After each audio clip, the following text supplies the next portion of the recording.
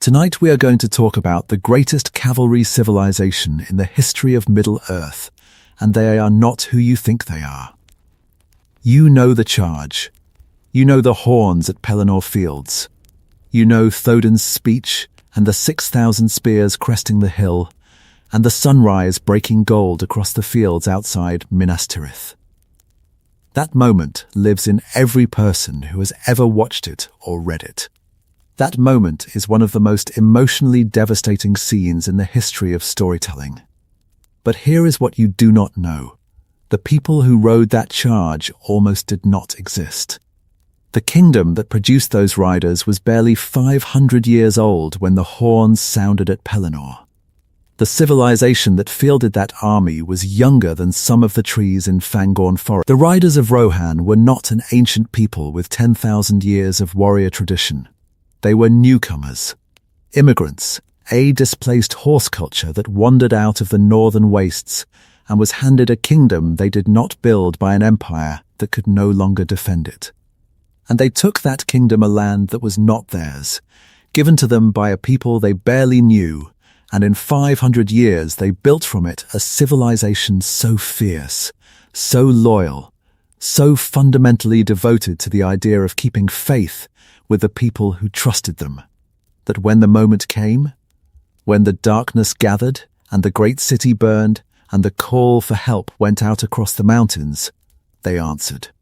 6,000 riders, against an army of hundreds of thousands, into a battle they could not win, for a people who had given them a home 5 centuries ago. That is who the Riders of Rohan are. Not the ancient warrior kingdom of popular imagination. Something more interesting, something more fragile, something more human. A young people in a borrowed land, keeping a promise that nobody expected them to keep, and in the keeping, earning their place in the story of the world forever. Tonight we tell their full history. From the grasslands of the north to the fields of Pelennor, from before they had a kingdom to after they saved one. The whole story. Every generation. Every betrayal. Every charge. This one rides hard. Stay with me. Part 1. The Éothéod. Before they were the Riders of Rohan, they were the Éothéod. The horse people. A northern culture of the Northmen, the broad category of men who inhabited the upper vales of the Anduin, the grasslands between the misty mountains and Mirkwood, the specific belt of horse country that ran across the northern reaches of Middle-earth. The Northmen were not a single people. They were a constellation of cultures related by blood, by language, by the specific quality of steppe life that the northern grasslands produced. They were horsemen. Not because horseback riding was a hobby or a military specialization. Because the horse was the foundation of their entire way of life. The horse was transportation, wealth, military capability, social status, and spiritual identity. The Northmen were horse people in the way that the Dínadain were tower people, or the elves were forest people. The animal was inseparable from the culture. The Éothéod were the last and greatest of the Northman horse cultures. They coalesced as a distinct people in the late Third Age, migrating northward from the upper vales of the Anduin to the lands between the Misty Mountains and the Grey Mountains, the specific region of northern Middle-earth where the grasslands met the mountain margins and the horse culture found its most concentrated expression. Their first named lord was Frumgar, and Frumgar's people, the Éothéod, under his leadership, settled the northern grasslands around the year 1977 of the Third Age, less than 1,000 years before the War of the Ring, less than a millennium before Théoden's charge. This timeline matters enormously. When you watch the Rohirrim ride at Pelennor, you are watching a culture that is younger than many elvish institutions, younger than the stewardship of Gondor, younger than the Shire for that matter. The Riders of Rohan are one of the youngest civilizations in Middle-earth, and the youth is not a weakness. It is the source of their specific quality, the raw, passionate, unweathered quality of a people who are still building what they are, who have not yet had time to become cynical about what. The Éothéod lived in the north for a few generations. They bred their horses on the northern grasslands. They developed the specific military culture, the cavalry-based warfare, the mounted archery, the charge and wheel tactics that would later define the Rohirrim. They were formidable. They were also remote. Tucked away in the separated from the great powers of Middle-earth by hundreds of miles of wilderness, the Éothéod were a footnote in the wider geopolitical narrative, until the day a messenger arrived from Gondor. Part 2. The Oath of All. The messenger's name is not recorded. The message was, "Gondor is dying. Help us." The year was 2510 of the Third Age. Gondor, the great southern kingdom of the Dínadain, the most powerful human civilization in Middle-earth, was in crisis. An army of Easterlings, the Balcoth, had crossed the Anduin and invaded the province of Pelennor. Gondor's northern army, under the steward Cirion, was being overwhelmed.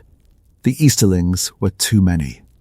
Gondor's forces were too stretched, and orcs from the Misty Mountains had descended to join the invasion, turning a military setback into a potential catastrophe.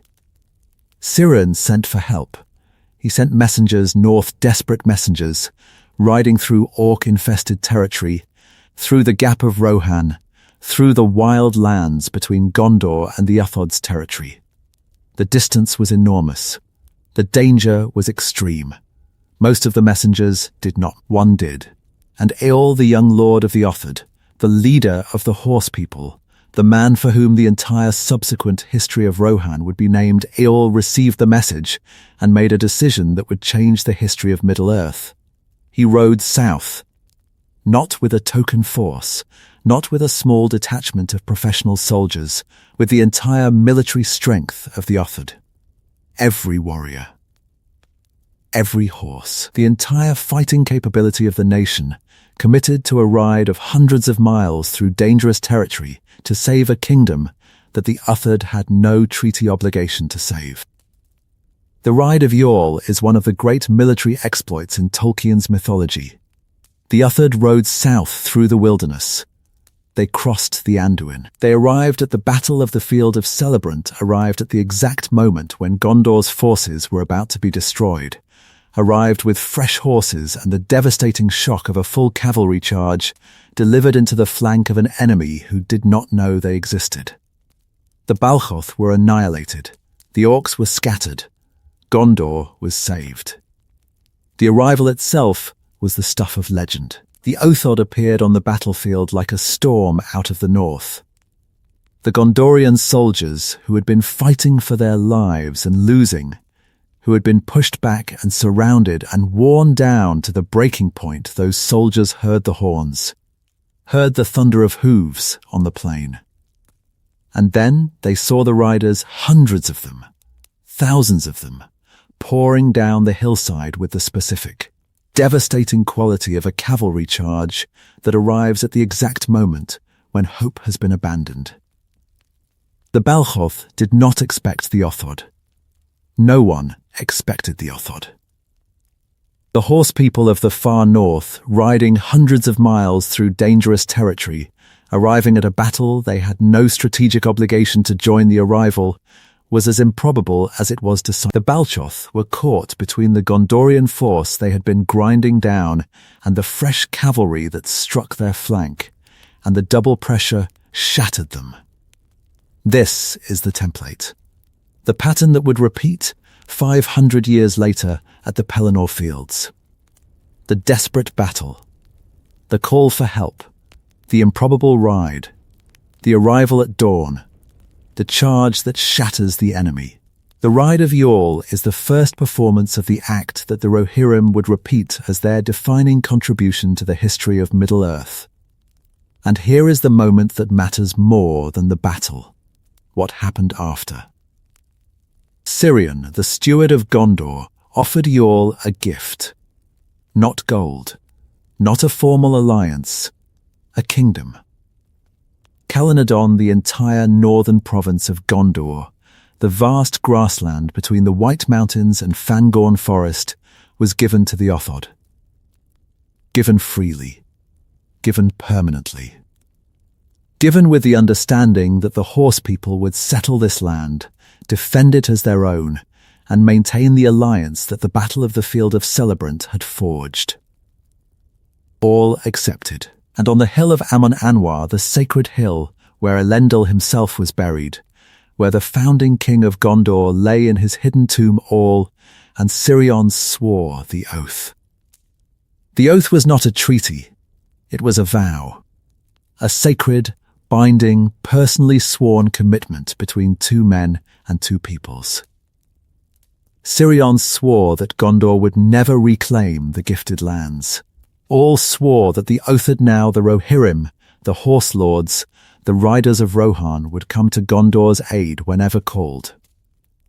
This oath is the foundation of everything that follows. Every charge, every sacrifice. Every time a Rider of Rohan picks up a spear and rides to war, the Oath of Yall is the reason. Not a political calculation, not a strategic assessment. A promise between two men on a sacred hill, kept across 500 years and 19 generations of kings. When Théoden rides to Pelennor, he is keeping Yall's promise, 500 years later. Against an enemy that all could not have imagined, in circumstances that make the keeping of the promise almost certainly suicidal. He rides anyway, because the oath was sworn, because the promise was made, because that is what the Riders of Rohan do. Part 3. The land they were given. Pelennor on the Mark Rohan, the Riddermark was not an empty land when the Éothéod received it. It was a depopulated land, a land that had been emptied by plague and war, and the specific quality of demographic collapse that the late Third Age inflicted on Gondor's northern provinces. This distinction matters because it shaped everything about the kingdom that the Éothéod built. The land had infrastructure, Gondorian roads, Gondorian bridges, Gondorian fortifications, including the fortress of Helm's Deep, originally built as the Gondorian stronghold of Aglarond. The Éothéod inherited a landscape that had been shaped by a more advanced civilization and that still bore the marks of that civilization's engineering. But the land had no people. Or rather, the people who remained were few scattered remnants of the Gondorian population that had once filled the province, plus the Dunlendings, the indigenous people of the western valleys who had been displaced by Gondor's expansion, and who would remain a source of conflict for the Rohirrim throughout their history. The Éothéod were a horse culture. They needed grassland. Pelennor was grassland. The match was almost too perfect, as though the land had been designed for the people who were about to receive it, as though the wide plains of the Riddermark had been waiting for the specific quality of mounted civilization that the Éothéod would bring. But the land also had Fangorn Forest on its northern border. And Fangorn was not simply a forest. Fangorn was one of the oldest living things in Middle-earth, a forest so ancient that the trees remembered when the world was young. A forest that harboured the Ents, the tree shepherds, the beings who were older than the elves and who did not take kindly to axes. The Rohirrim settled the grasslands. They did not enter Fangorn. This was not a treaty or a form. It was instinct, the specific animal-level recognition that the forest was not a place for horses or for men who rode them. The border between the Riddermark and Fangorn was a border between two kinds of life.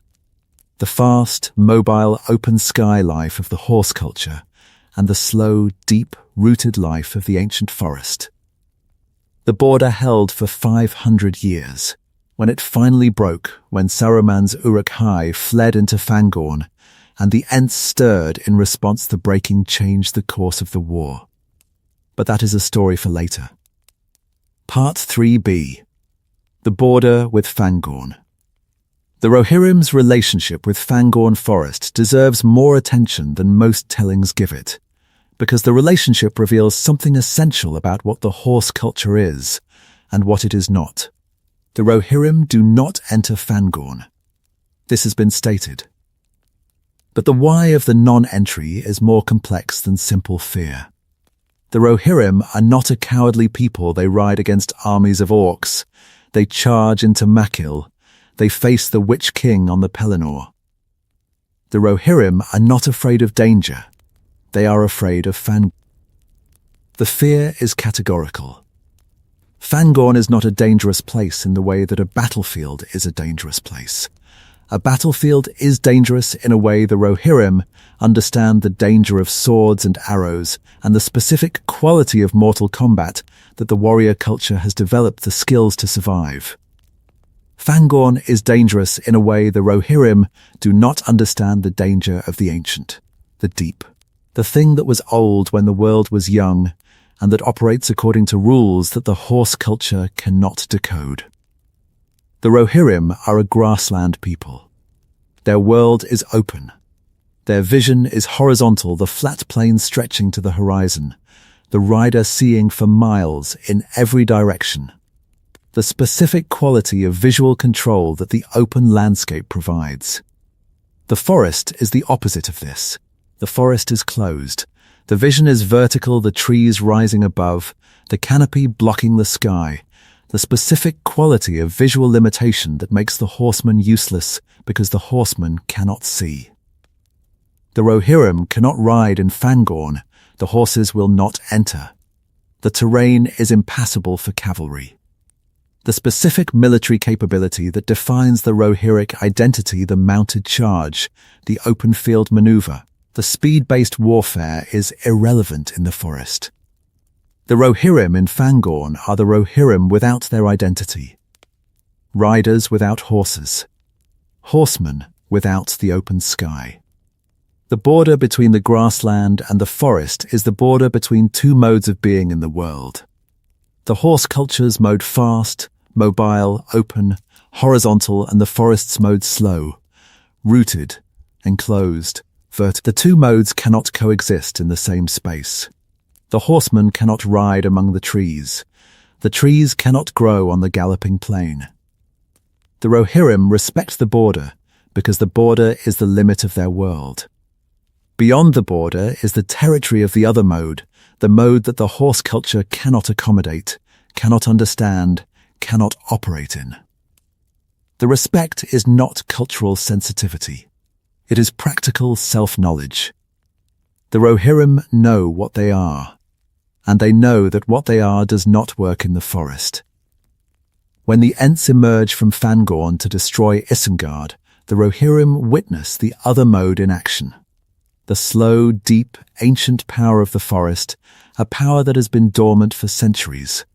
That the Rohirrim have avoided without understanding, this power emerges and destroys the enemy that the Rohirrim could not defeat alone. The destruction of Isengard is accomplished by the forest, not by the specific quality of power that the forest brings the patient, accumulated root-deep power of beings who have been growing for thousands of years, is a power that the horse culture does not possess and that the horse culture's mode of warfare cannot produce. The Rohirrim and the Ents are allies by circumstance, not by design. The two modes of being fast and slow, open and enclosed, horizontal and vertical, fight the same enemy from opposite directions. The riders attack from the open plain. The Ents attack from the enclosed forest.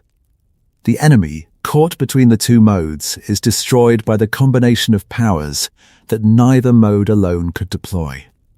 This is the alliance that the Rohirrim never planned for, and that the Rohirric songs will struggle to accommodate. The alliance with the ancient, the slow, the thing that is not like us.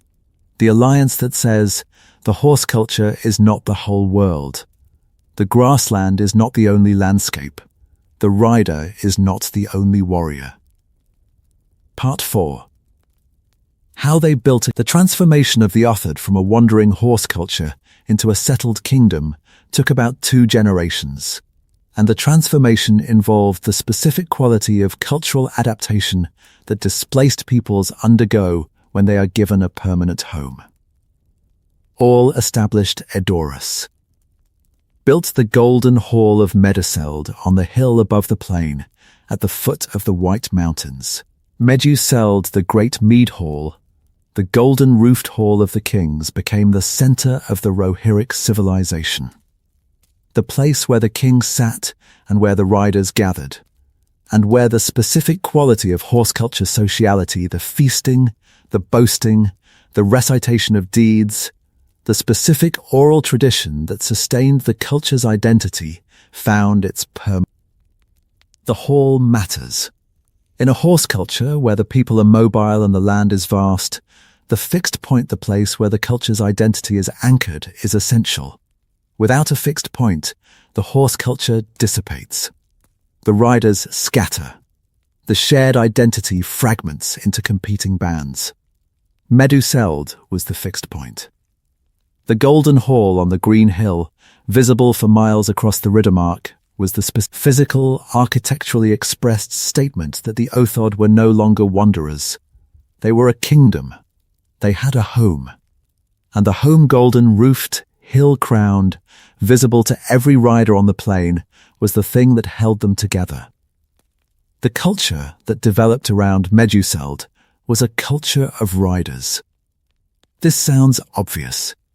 It was not. The Éothéod had been riders in the north, but the northern riding had been subsistence riding horses as tools, as transportation, as the basic infrastructure of a nomadic economy.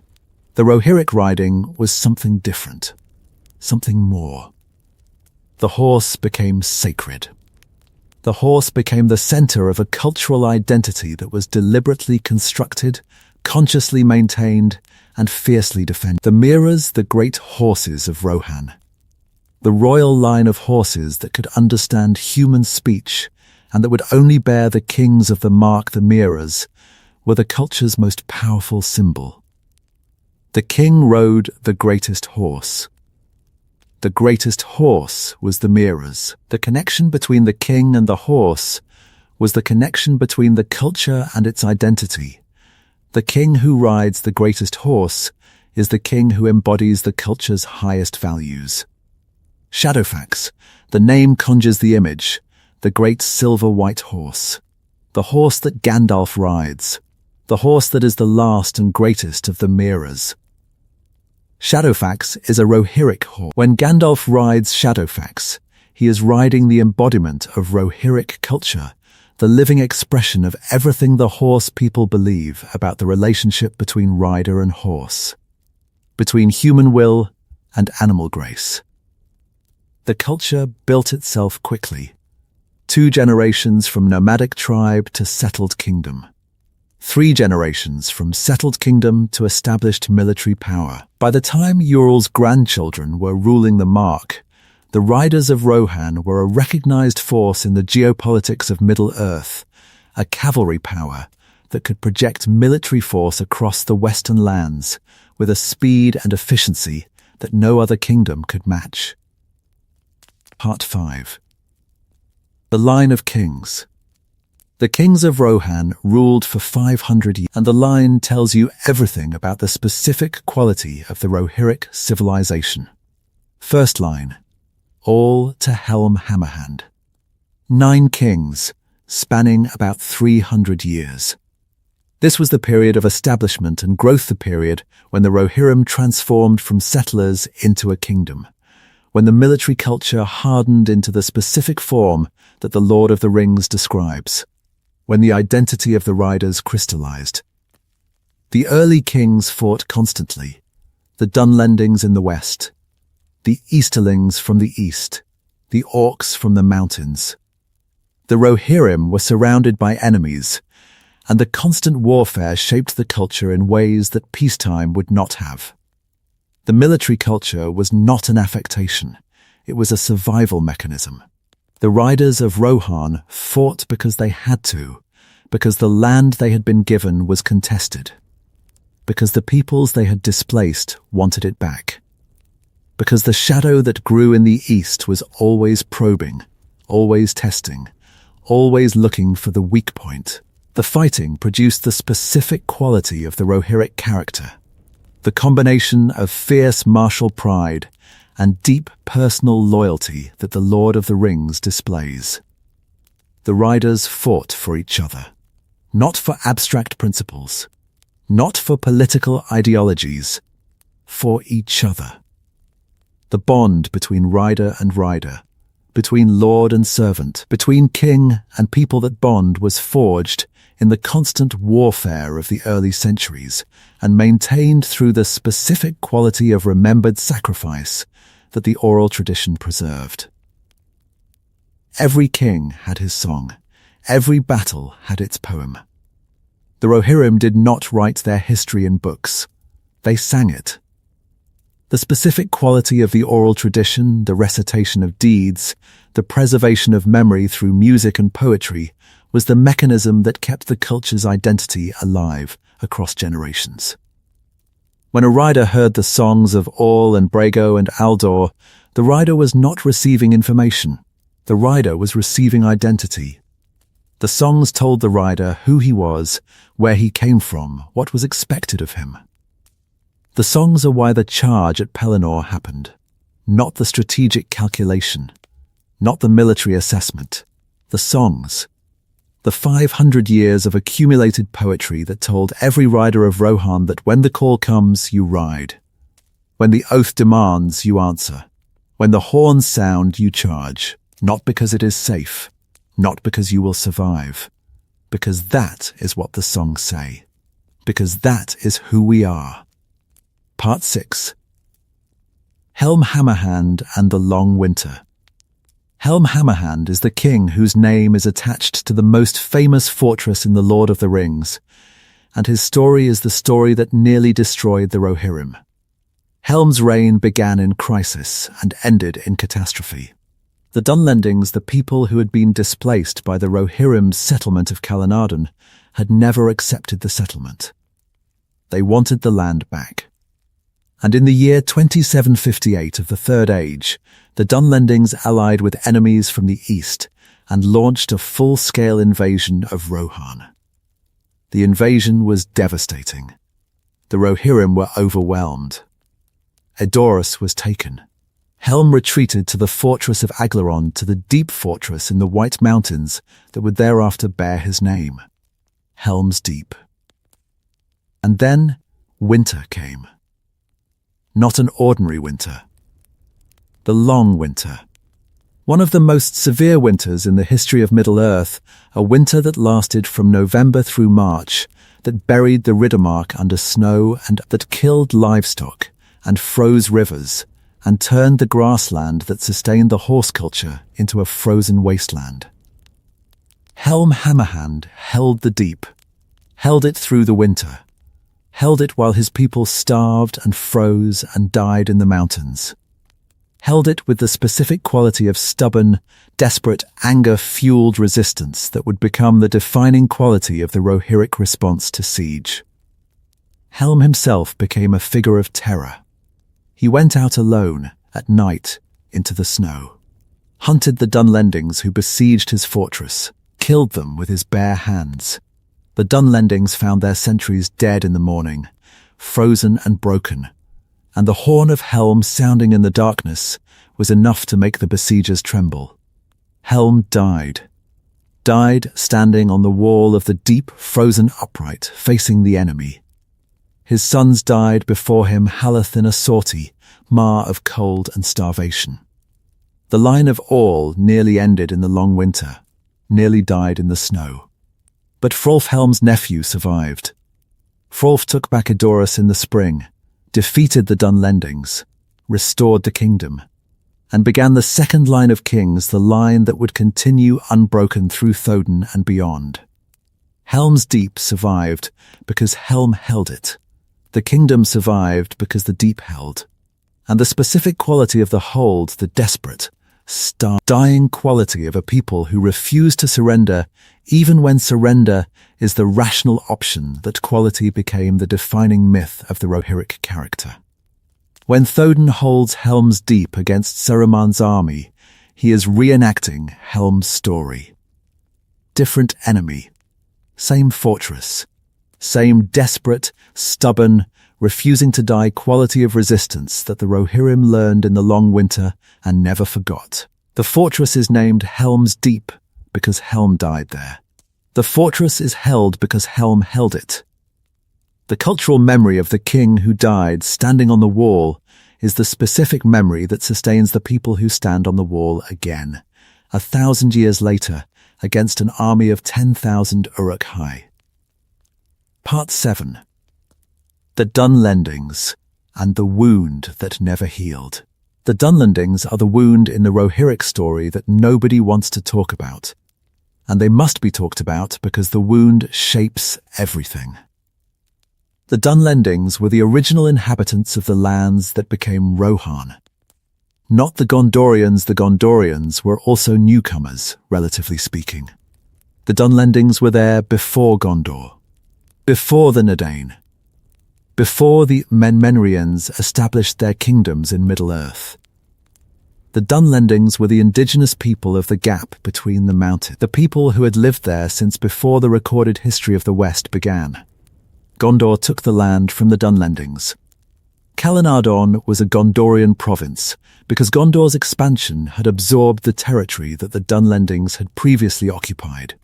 And when Gondor gave Pelennor to the Éothéod, Gondor was giving away land that was not, in the deepest historical sense, Gondor's to give. The Rohirrim settled on Dunlending land, built their kingdom on Dunlending land, grazed their horses on Dunlending land. And the Dunlendings were pushed further and further west, into the hills and the marginal territory that the horse culture did not need, into the specific quality of dispossession that creates the anger that never dies.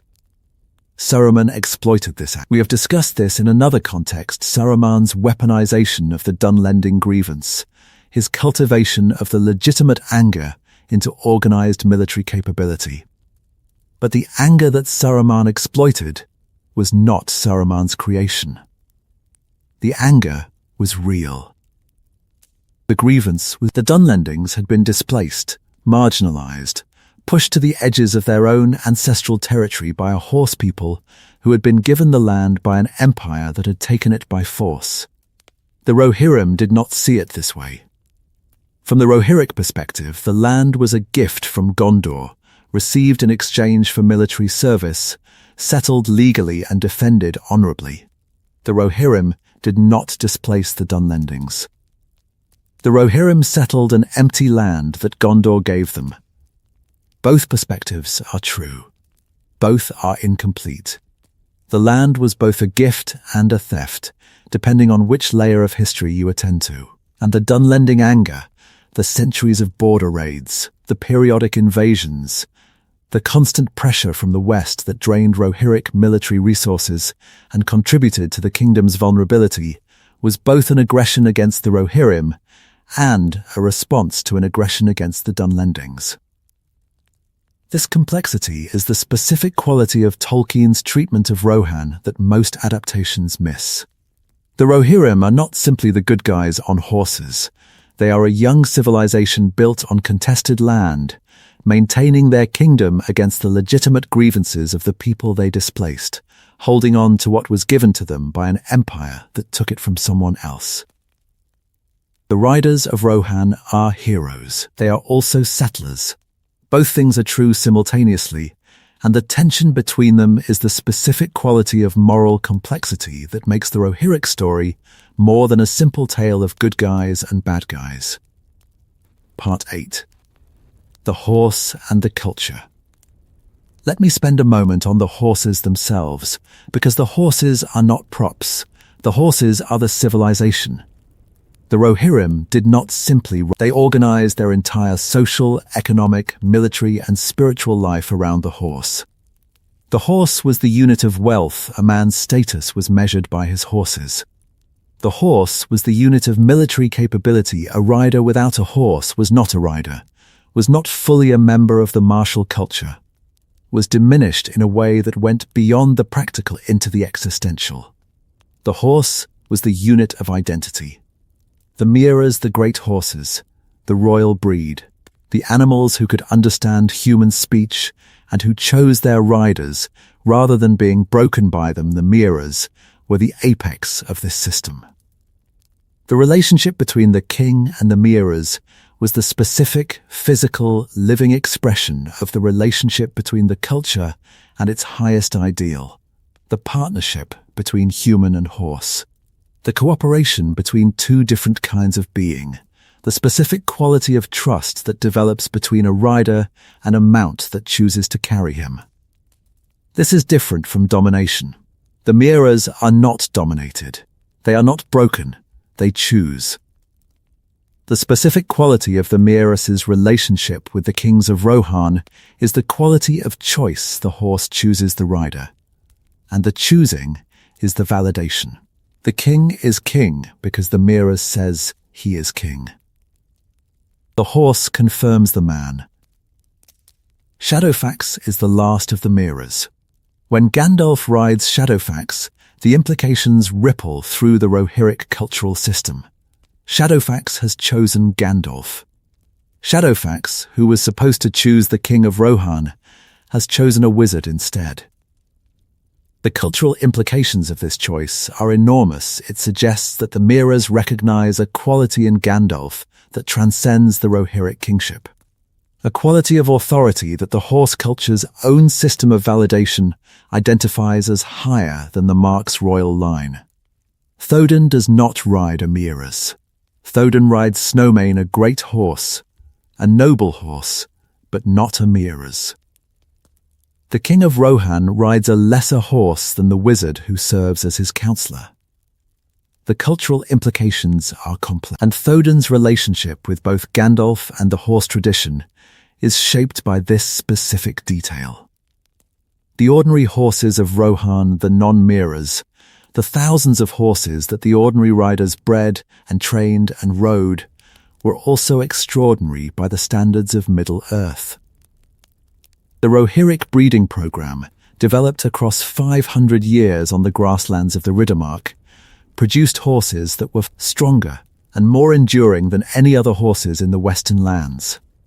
The Rohirric horse was a military advantage that no other kingdom could replicate, because no other kingdom had the grasslands, the breeding knowledge, or the 5-century tradition of horse culture that the Rohirrim had developed. The horses of Rohan won battles. Not because horses are inherently military, many cultures had horses. Many cultures used cavalry. Because the Rohirric relationship with horses was deeper, more integrated, more culturally embedded than any other culture's relationship with horses. The Rohirrim rode better, because the riding was not a skill they learned, it was who they were. Part 9. The military system. The Rohirric military system was the most effective cavalry force in the history of Middle-earth, and it was organized around a single principle: speed.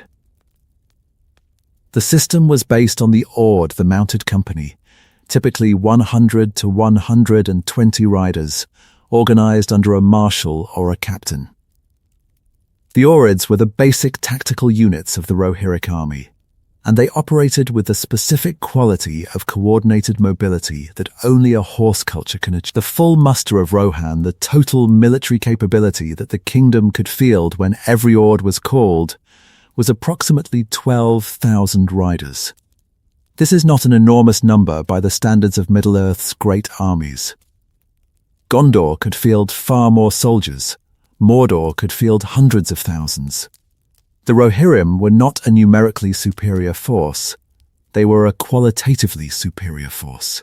12,000 riders, each with a personally bred and trained horse, each with the horsemanship skills that a lifetime of riding produces, each with the specific quality of cavalry warfare that the Rohirric culture developed and refined across 500 years. This force was the most mobile and most devastating military instrument in Western Middle-earth. The Rohirrim could cover distances that infantry armies could not match. A full Ord could ride 60 miles in a day under field conditions, more in an emergency, less in difficult terrain. This speed gave the Rohirrim a strategic capability that no other Western kingdom possessed. The ability to respond to threats across the entire length and breadth of the Riddermark within days rather than weeks. The charge was the Rohirrim's signature tactic. Not a simple headlong rush, the Rohirric charge was a coordinated maneuver that required precise timing, disciplined formation, and the specific quality of horse handling that allows 100 riders to arrive at the enemy line at the same moment, at full gallop, with spears leveled. The impact of a Rohirric charge was devastating. Not just physically, the weight of 100 horses at full gallop creates an impact that can break any infantry formation. Psychologically, the sight of 100 riders bearing down on you, the thunder of the hooves, the leveled spears, the specific quality of concentrated, organized, fast-moving death that the charge represents, this sight breaks morale. The charge does not need to kill every enemy it hits. It needs to break the enemy's will to stand. The Rohirrim understood this. The charge was as much a psychological weapon as a physical one. The horns, the banners, the shouts, the specific acoustic and visual accompaniment that the Rohirrim deployed alongside the physical charge, these were designed to amplify the psychological impact. To make the charge feel even more overwhelming than it was, to break the enemy's nerve before the spears arrived. Théodon's charge at Pelennor Fields is the perfected expression of 500 years of this tactical tradition. The horns, the shouts, the leveled spears, the specific, practiced, culturally refined quality of synchronized cavalry warfare, deployed at maximum scale against an enemy that has never faced anything like it. Part 10. Théodon before the shadow. Théodon, son of Thengel. The 17th king of Rohan. The king whose story is the emotional center of the Lord of the Rings treatment of Rohan, and a king whose personal tragedy is the most fully developed of any Rohirric king. Théodon was not always old. This is worth stating, because the image most people carry, the white-haired, bent, prematurely aged figure in the Golden Hall, is the image of Théodon under Saruman's influence. The real Théodon, before the shadow, was a strong king, a capable warrior, a leader who commanded the respect of his people through the specific quality of competent, engaged, personally present kingship that the Rohirric tradition demanded. Théodon's father, Thengel, had spent much of his life outside Rohan, had lived in Gondor, had married a Gondorian woman, had absorbed the specific quality of Gondorian sophistication that the Rohirric culture regarded with a mixture of admiration and suspicion. Théodon grew up in this mixed environment, part Rohirric warrior culture, part Gondorian refinement. When Théodon became king, he was a synthesizer. He combined the Rohirric martial tradition with the Gondorian administrative sophistication. He was both a rider and a ruler capable on horseback, and capable in the hall. The combination made him an effective king for the early decades of his reign. His wife, Éothéod, died giving birth to their only son, Théodred. The death shaped Théodon in ways that the narrative suggests rather than states, the specific quality of grief that losing a wife in childbirth produces, the compensatory devotion to the child who survived, the specific quality of widowed kingship that is coloured by loss even in its moments of greatest authority. Théodon raised Théodred, and Théodon also raised Omer, and Owen, the children of his sister Thodwyn, who died young. The king became a father to his nephew and niece, as well as to his own son, and the household at Meduseld became a specific quality of extended family: the king, his son, his sister children.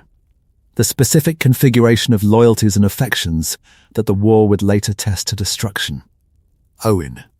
We will come back to Owen. Owen's story is one of the most powerful in the entire Lord of the Rings, and it begins here, in the household of a widowed king, in the Golden Hall where a young woman watches the men ride out to war and knows that the culture she belongs to has no place for what she is.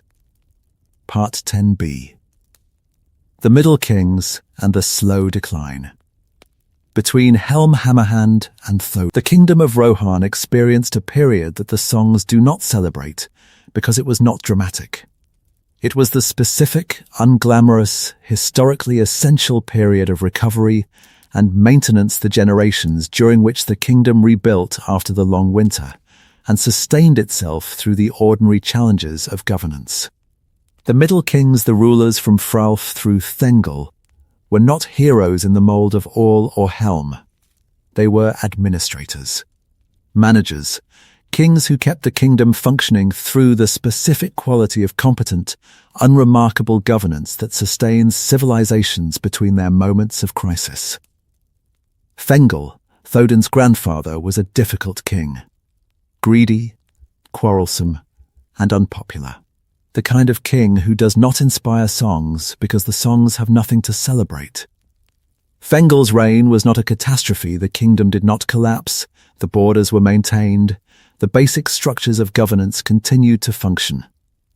But Thengel's reign was the kind of reign that tests a young culture's institutional resilience. Can the kingdom survive a bad king? The answer, for Rohan, was a qualified yes. The kingdom survived Thengel. But the survival was not assured by institutions. Rohan had no institutional safeguards against a greedy king. The survival was assured by the marshals, the captains, the specific quality of personal loyalty that kept the riders loyal to the kingdom even when they could not be loyal to the king. Thengel, Thodun's father, was the correct. Thengel left Rohan during his father's reign, unable to stomach Thengel's governance. Went to Gondor. Lived in Minas Tirith for years, absorbing the Gondorian culture, marrying a Gondorian woman, learning the specific quality of institutional governance that Gondor had developed over its 3,000 years. When Thengel returned to Rohan to take the throne, he brought the Gondorian influence with him. His household spoke Gondorian, the common speech, Westron alongside the Rohirric tongue. His wife, Morwen of Lossanac, was known as Morwen Steelsheen, and her Gondorian sophistication complemented Thengel's renewed Rohirric identity. Thodun grew up in this mixed environment. Part Rohirric, part Gondorian. The son of a king who had left the kingdom and returned. The grandson of a king who was remembered as greedy. The product of a cultural synthesis that the pure-blooded Rohirric tradition regarded with ambivalence. The Middle King's legacy is the legacy of survival through ordinary governance. Not the dramatic survival of Helm's long winter. The quiet survival of bad kings and absent heirs, and the specific quality of institutional mediocrity that sustains a kingdom when the heroes are. The Middle Kings kept the kingdom alive long enough for the hero kings to arrive, and the keeping alive, though it produced no songs, was the foundation on which the song Worthy Deeds were later performed. Part 10c. The Fords of Isen and what they cost. The battles of the Fords of Isen, the two engagements that preceded Helm's Deep, are among the most strategically significant and least discussed events of the War of the Ring. The Fords of Isen were the western gateway to Rohan. The specific point where the river Isen could be crossed, the choke point that controlled access between the Gap of Rohan and the heartland of the Riddermark. Whoever held the fords controlled the western approach to Edoras. Thodred, the king's son, commanded the defense of the fords. The second marshal, responsible for the western defense, positioned his forces at the crossing point and prepared to meet Saruman's army. The first battle of the fords was a probe. Saruman's forces tested the defense, measured the Rohirric strength, identified the specific tactical dispositions that Thodred had established.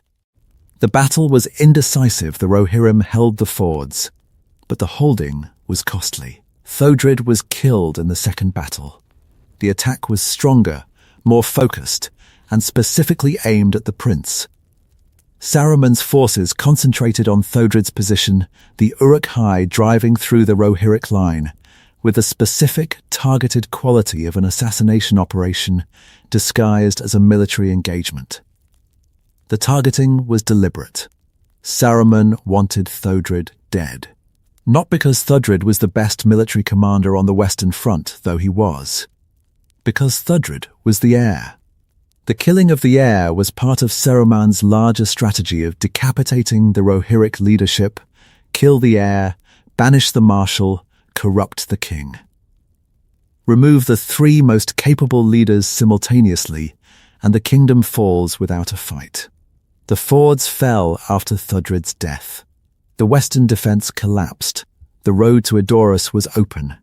And Thodin, newly freed from Germa's influence, faced the immediate consequence of years of neglected defence. The enemy was already through the gates. The retreat to Helm's Deep was the consequence of the fords' fall. Thodin retreated because there was nowhere else to go. The western defence had been breached. The field army was scattered. The only defensible position was the ancient fortress in the mountains that had saved Helm, and that would now, the king hoped, save Helm's descendants. The cost of the fords was measured in more than casualties. The cost was time the years of preparation that Grurma's influence had stolen, the military readiness that should have been maintained, the specific quality of strategic preparedness that a competent, unmanipulated king would have ensured. The fords fell because Rohan was not ready. Rohan was not ready because the king had been compromised. The king had been compromised because a wizard had placed an agent in the court. The chain of causation runs from Saruman's study through Gurma's mouth, through Thodin's weakened will, through Thodred's death, through the ford's collapse, through the retreat to the deep. Every link in the chain was the consequence of the previous link. And the first link, the wizard's decision to attack Rohan through corruption rather than through force, was the most devastating strategic choice of the entire War of the Ring. Part 11. The Shadow of Saruman. Saruman's operation against Rohan was the most sophisticated campaign of internal subversion in the Third Age, and it operated through the specific mechanism of the voice, not Saruman's own voice, deployed directly, but the voice of his agent, Gurma son of Glemd, called Wormtongue. We have discussed the Wormtongue operation in another context, but the specific effect on Rohan, the damage that the operation did to the kingdom's military capability, its political cohesion, its social fabric, deserves detailed attention here, because the damage is the backdrop against which the War of the Ring unfolds. Gurma was a man of Rohan, not an outsider, an insider, a member of the court, a counselor to the king, a being whose position within the Rohirrim power structure was legitimate, and whose access to the king's ear was earned through the normal channels of courtly advancement. Saruman did not place Gurma in the court. Saruman found him there, found a man whose specific quality ambition, resentment, desire for Owen, made him vulnerable to the specific quality of manipulation that Saruman excelled at. Saruman did not create the weakness. Saruman exploited it. The effect on Thodin was devastating. The king aged beyond his years, beyond his natural span, in the specific way that Tolkien associates with the influence of evil, not physical aging, but spiritual aging. The wearying of the will, the specific quality of exhaustion that comes from being exposed to a constant, subtle, carefully calibrated erosion of confidence and purpose. Thodin in the grip of Wormtongue's influence is not simply a weak king. He is a grieving, exhausted, spiritually depleted king whose natural strength has been systematically eroded by a counselor whose every word is designed to amplify the king's doubts, deepen the king's fears, and redirect the king's attention from the external threats to the internal anxieties. The erosion took years, not weeks or months. Years of Gurma's whispered counsel, Years of the specific quality of slow-drip psychological manipulation that works not through dramatic revelations, but through the gradual reshaping of the target's perception of reality. By the time Gandalf arrives at Edoras, Théoden is a shell. The strong king is gone. The warrior is gone. The father is gone. What remains is the aged, bent, exhausted figure in the darkened hall, the king who has been convinced by years of Gurma's counsel that the world is too dangerous, the enemies too strong, the kingdom too weak, and that the only rational response is to hide behind the doors and wait for the storm to pass. The liberation of Théoden Gandalf's casting out of Saruman's influence. The moment when the king straightens and the light returns to his eyes and the years fall away, this is one of the most emotionally powerful moments in the entire Lord of the Rings. Not because of the magic, because of the return. The king comes back. The man who was buried under years of Gurma's manipulation returns to the surface. The Théoden who was strong, who was capable, who as the king his people deserved that Théoden was not destroyed by the manipulation. He was buried. And the burial was reversed. But, and this is the specific quality of damage that Saruman's operation inflicted the time, was not reversible. The years that Théoden spent under Gróma's influence were years that Rohan could not recover. The military preparations that should have been made, the alliances that should have been maintained, the specific quality of strategic readiness that a kingdom needs when war is approaching, all of this was lost to the years of Gurma's influence. Théoden's liberation at Edoras is a personal triumph. It is also a strategic disaster. Because the liberated king looks out from his golden hall and sees a kingdom that has been systematically weakened, a military that has been deliberately run down, and a war that has already begun, and for which Rohan is catastrophically unprepared. Part 12. The death of Thodred.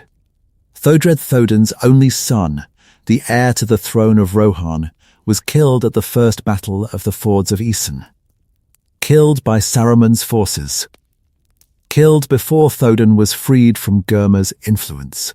The death of Thodred is one of the most strategically significant and least discussed events in the War of the Ring. Because Thodred's death changed the succession, changed who would rule Rohan after Théoden, changed the specific political dynamics of the kingdom at the exact moment when political stability was most essential. Thodred was the heir. With Thodred alive, the succession was clear. When Théoden died or retired, Thodred would become king. The continuity of the royal line was assured. The kingdom's future was secured. With Thodred dead, the succession became complicated. Omer, Théoden's nephew, the son of Théoden's sister, became the heir. But Omer was not Théoden's son. The transition from father to son succession to uncle to nephew succession was a step down in legitimacy, not because Omer was less worthy, but because the direct line from Théoden to Thodred was the stronger claim, and the stronger claim was now broken. Saruman understood this. The killing of Thodred was not random battlefield violence. It was a targeted assassination, the deliberate removal of the heir to the throne of Rohan, designed to create exactly the succession crisis that the killing produced. The killing served Saruman's strategy in two ways. First, it removed the most capable military commander on Rohan's western border. Thodred was the second Marshal of the Mark, the commander responsible for the defense of the western approaches, the commander whose specific job was to defend against exactly the kind of attack that Saruman was preparing. Second, it created political instability in Edoras. Théoden, still under Gurma's influence when the news arrived, was devastated. The death of his son, his only son, the child of his dead wife, the heir who was supposed to continue the line, the death, broke something in Théoden that Gurma's influence had not yet reached. The grief was real. The grief was Thodun's own.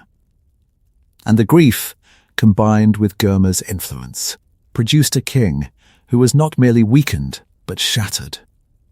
The scene in the movie where Thodun, freshly liberated by Gandalf, stands at his son's grave no parent should have to bury their child, this is the grief that Thodred's death produced. Real grief. Unmanipulated grief. The grief of a father who has lost his son, experienced by a king who has just been freed from a manipulation that prevented him from properly mourning. The delayed grief is the cruelest aspect of Saruman's operation. Thodun could not grieve for Thodred, while under Gurma's influence could not process the loss, could not feel the full weight of the death, could not do the specific work of mourning that grief requires. The liberation freed Thodun to feel the grief, and the grief, arriving all at once, was overwhelming. Thodun fights the War of the Ring as a bereaved father, not simply a king defending his kingdom, a father whose son has been killed by the enemy he is fighting. The rage that Thodun brings to battle the specific quality of fury that drives the charge at Helm's Deep and the charge at Pelennor is fueled by the grief. The king who rides to war is the father who is riding toward the enemy that killed his boy. Part 13. Helm's Deep. The Battle of Helm's Deep is the moment when the Riders of Rohan prove that they are not simply a cavalry force, they are a people who will not die. The context. Thodun has been freed from Gurma's influence. Gandalf has gone to gather Omer and the scattered riders. Saruman has launched his army 10,000 Uruk high, the bread for war soldiers of Isengard against Rohan. Thodun, with nowhere else to go, retreats to the ancient fortress in the mountains.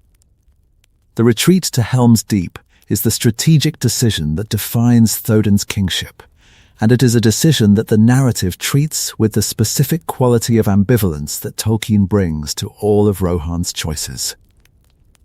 Is it the right decision? Gandalf argues against it.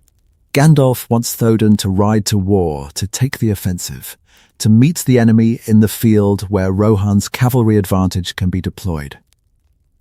Thodun refuses. The people need protection. The women and children need the fortress. The king's duty is to his people, not to the strategic advantage. The tension between Gandalf's advice and Thodun's decision is the tension that runs through the entire Rohirric storyline. The tension between the offensive spirit that the horse culture produces and the defensive responsibility that the kingship demands. The riders want to ride. The king must sometimes dismount. Thodun dismounts, puts his people in the fortress, mans and faces the army of Isengard with the specific quality of stubborn, desperate, refusing to die resistance that Helm Hammerhand displayed 1,000 years earlier. The battle at Helm's Deep is the Rohirric culture stripped to its essence. The horses are useless. The battle is fought on foot, on the walls, in the cramped spaces where cavalry cannot operate. The speed that defines the Rohirric military advantage is irrelevant. The fortress pins the defenders in place, forcing them to stand and fight in a mode that is antithetical to everything the horse culture values. And they fight. They fight the way that Helm fought, stubbornly, desperately, with the specific quality of refusal that says, "You may kill us, but you will not take this place while we live." The Rohirrim at Helm's Deep are not fighting a cavalry battle. They are fighting a survival battle. And the survival instinct, the specific quality of "we will not die here," that the Rohirric culture produces alongside the "we will charge" quality, is what sustains them through the night. The dawn. Gandalf returns with Omer and 2,000 riders. The charge down the slope into the valley, the Rohirric cavalry, finally deployed in the mode that the horse culture was designed for, crashing into the rear of the Uruk-hai army at the moment when the defenders on the walls have reached the limit of their endurance. and from the other direction, the Huorns. The walking trees of Fangorn, stirred by the Ents' assault on Isengard, closing the valley behind the retreating Uruk-hai. The forest that the Rohirrim have never entered, the ancient, mysterious. Other quality of nature that the horse culture has always avoided, that forest comes to the Rohirrim's aid. Not because the forest cares about Rohan, because the forest hates what Saruman has done to the trees of Isengard.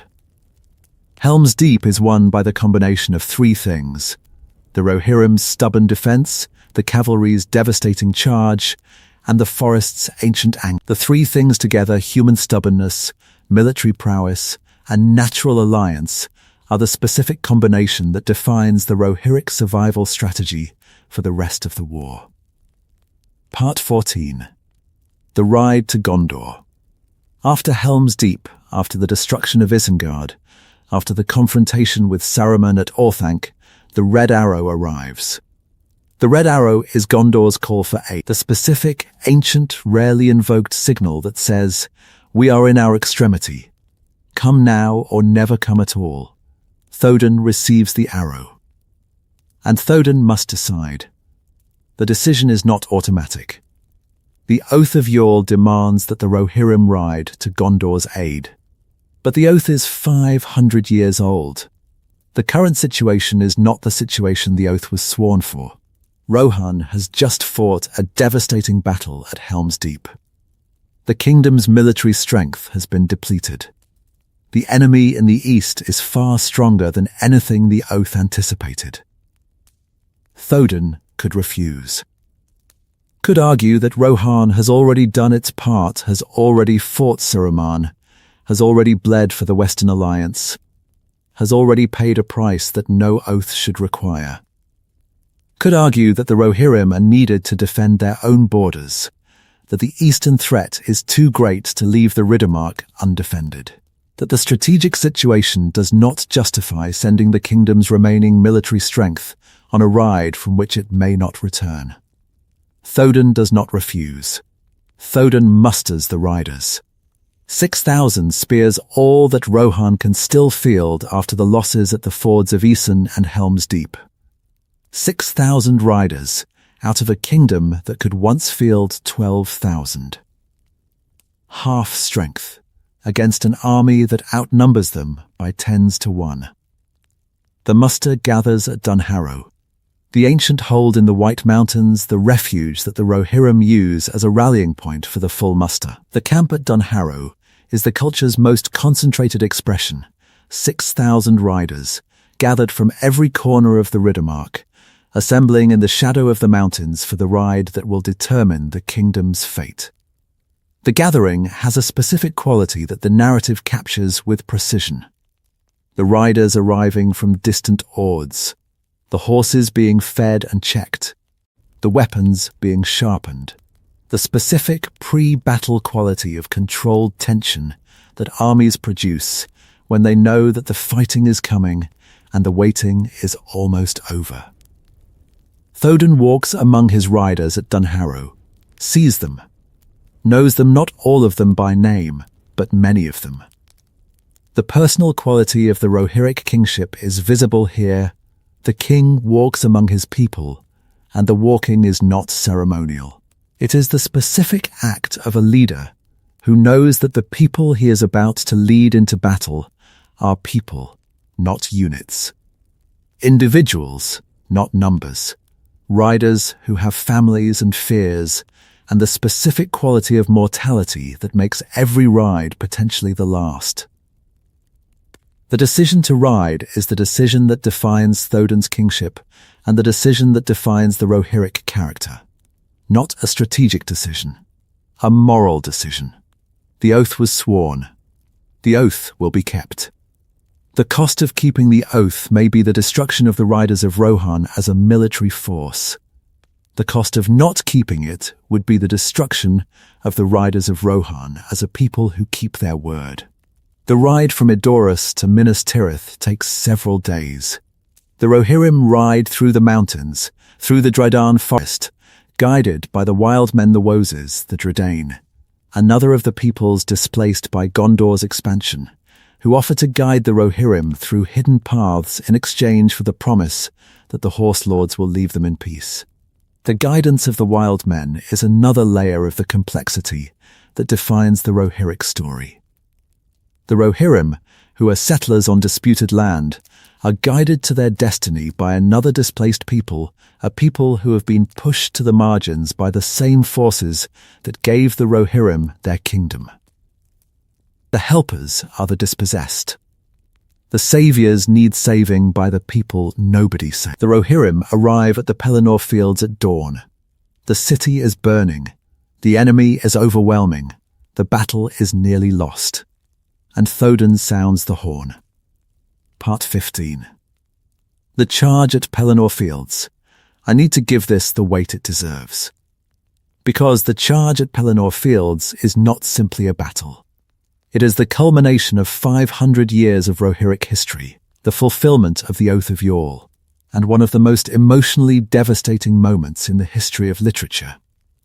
Dawn, the darkness that has covered Minas Tirith, begins to break. The Rohirrim are on the ridge, 6,000 riders, arrayed in battle formation, looking down at the Pelennor Fields where the army of Mordor is destroying the greatest city in the west. Théoden rides along the front of the line, the king, on his horse, looking at his people.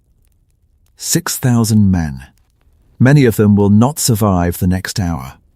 Théoden knows this, the riders know this. The charge they are about to make 6,000 riders against an army that outnumbers them by 50 to 1.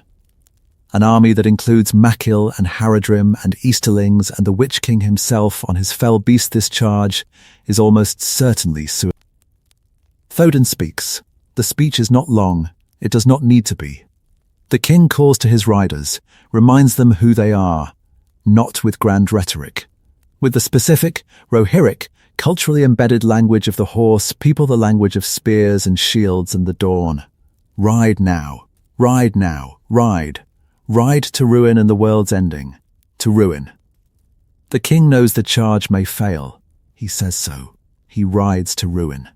And the riders follow not because they believe they will win, but because the riding is who they are. The charge is the culture's ultimate expression. The Riders of Rohan, charging at dawn, into impossible odds, for a promise made 500 years ago. This is what the culture was built to do. This is why the songs exist. This is why the horses were bred, and the spears were forged, and the horns were made. The horns of the Rohirrim. The sound Tolkien describes it as a great noise that rolled across the plain is the acoustic expression of 500 years of Rohirric civilization, compressed into a single moment. Every horn that has ever been blown in the Riddermark, every call to arms that has ever summoned the Ords, every note that has ever echoed across the plains of Rohan, all of it distilled into this one moment, this one dawn. The charge hits the Mordor army like a wave. The Rohirrim are faster, more disciplined, more devastating than anything the enemy has encountered. The orc formations shatter.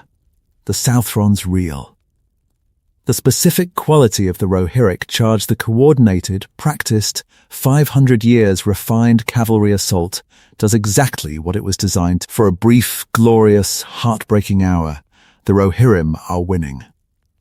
The greatest cavalry charge in the history of Middle-earth is sweeping the enemy from the field. Théoden is at the center of it, the king on his horse, fighting with the fury of a father who has lost his son, and a king who is keeping his oath, and a warrior who has been given back his strength, just in time to spend. And then the Witch King comes. Part 16. The death of Théoden. The Witch King descends on Théoden. The fell beast swoops. Snowmane Théoden's horse is killed. Théoden is thrown. The horse falls on the king. Théoden lies beneath his dying horse, crushed, broken. The strength that Gandalf returned to him spent in the charge that fulfilled the oath. The king who rode to ruin has found. And here in this moment, beneath the dying horse, on the battlefield where his people are fighting and dying for the promise he kept here, is where Thodun's story achieves its specific quality of devastating grace.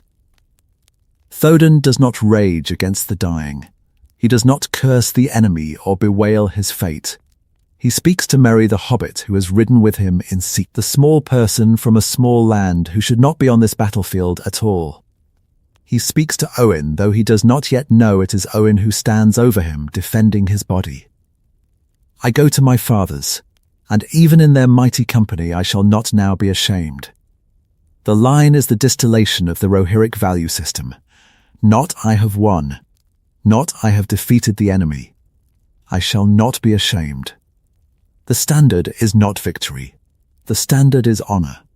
The standard is, when I stand before the kings who came before me, all, Brago, Aldor, Helm, when I stand before them in whatever hall the dead kings gather, I will not have to look away. Thodun kept the oath. Thodun rode when the arrow came. Thodun charged when the dawn broke. The charge may not save Gondor at this moment, lying beneath Snowmane. Thodun does not know whether the battle will be won.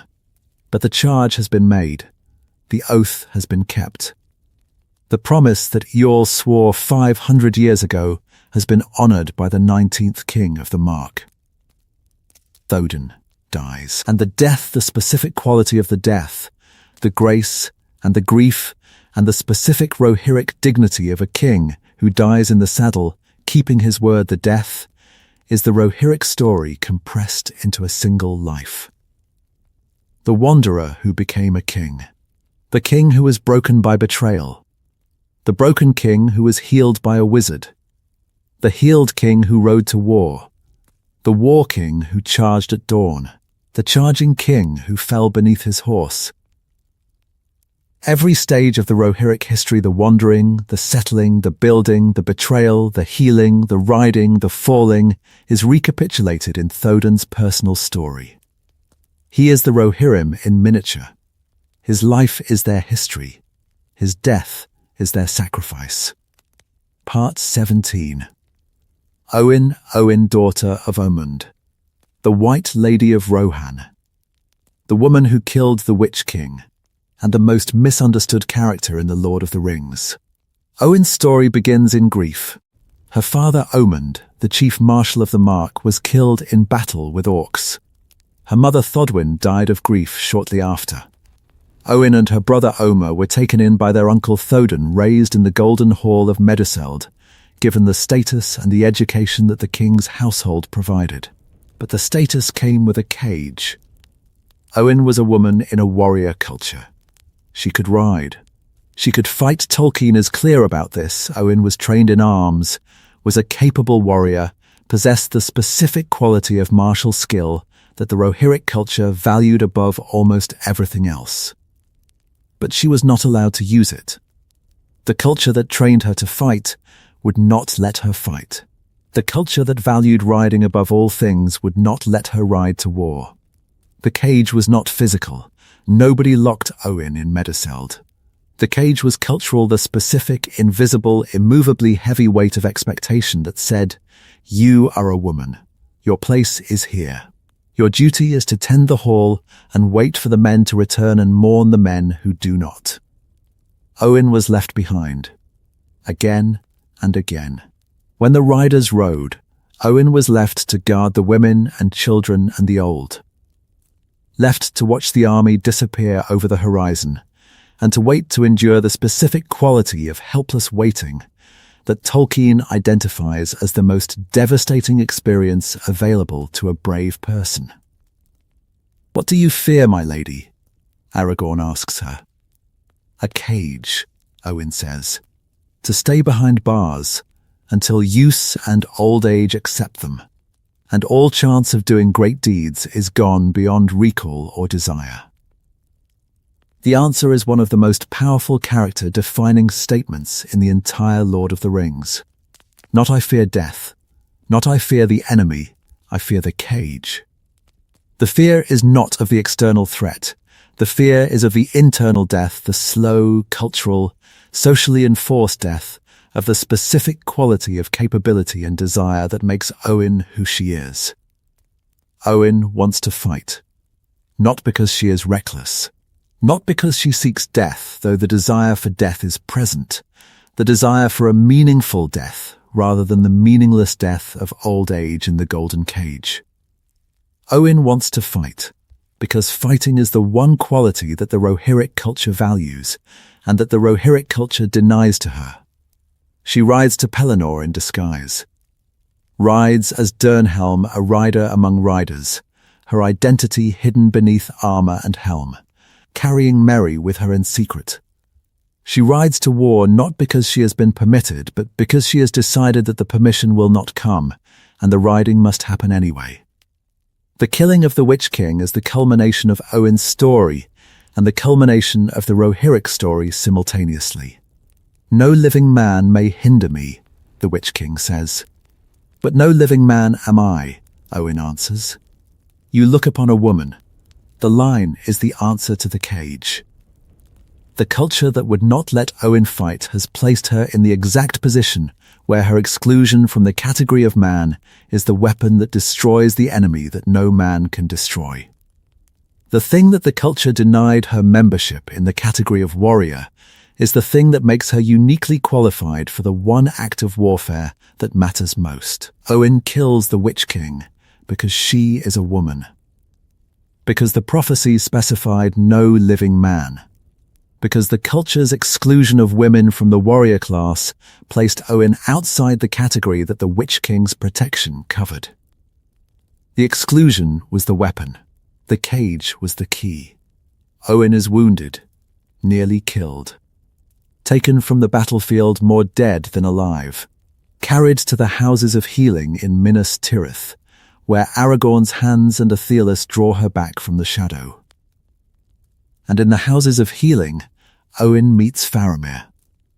And the meeting, the slow, quiet, gentle meeting between the warrior woman who wanted to die in battle and the gentle captain who chose not to, is the specific, precise answer to Owen's cage. Faramir does not cage Owen. Faramir sees her, sees the warrior, sees the grief, sees the desire for death, sees the specific quality of capability that the culture has denied, and offers her not a new cage, but a garden. A place where the capability can be expressed not through killing, but through building. Not through destruction, but through cultivation. I do not wish to be a queen, Owen says. Then let us cross the river together, Faramir answers. And Owen's story, the story of the caged warrior, becomes the story of the liberated gardener. The woman who wanted to die in glory discovers that she wants to live in peace. And the discovery is not a diminishment. It is an expansion. Owen becomes the Lady of Ithilien. The woman who killed the Witch King becomes the keeper of a garden. Not because the warrior was replaced by the gardener, because the warrior discovered that the warrior's strength could be expressed through cultivation as well as through combat. The sword arm that struck down the Lord of the Nazgul is the same arm that plants trees in the devastated lands between Gondor and Mordor. The courage that faced the Witch King is the same courage that faces the long, unglamorous, songless work of rebuilding a ruined land. Owen's transformation is the Rohirrim culture's transformation in miniature. The culture that defined itself through warfare must learn to define itself through something else, through the building and the tending and the specific quality of peacetime courage that does not produce songs but that sustains civilizations long after the last charge has been made. And the last horn has sounded. Part 18. Omer. Omer, son of Omund. The third marshal of the Mark. The man who became king. And the character whose specific quality of passionate, impulsive, fiercely loyal fury is the Rohirrim character distilled to its purest form. Omer is the opposite of political. Omer says what he thinks, acts on what he feels. Responds to situations with the immediate, unfiltered, emotionally direct quality that the Rohirrim warrior culture produces and that the diplomatic culture of Gondor finds alarming. When Omer encounters Aragorn, Legolas, and Gimli in the Riddermark, his response is characteristic: suspicion, followed by honesty, followed by a decision that contradicts his orders. Omer is supposed to bring all strangers to Edoras. Instead, he gives the 3 hunters horses and lets them go.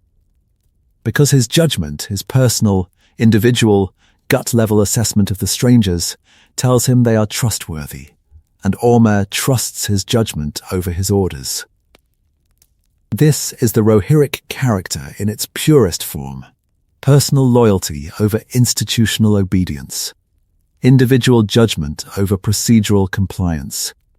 The specific quality of the rider who makes decisions at speed, who must read the terrain and react in the moment, who cannot wait for orders from the hall applied to the political and diplomatic domain, where speed and instinct are not always virtues. Omer is banished for this decision. Germa, still in control of Thodun's court, uses Omer's disobedience as the pretext for exile. The banishment is the Wormtongue operation at its most precise. The removal of the most loyal and most capable military commander from the king's side, accomplished through the king's own authority, using the commander's own virtues, his honesty, his independence, his refusal to comply with orders he knows are wrong as the instrument of his removal. Omer returns. Gandalf finds him. Omer rides to Helm's Deep with 2,000 riders. And the arrival, the charge down the slope at dawn, is the arrival of the Rohirric character itself.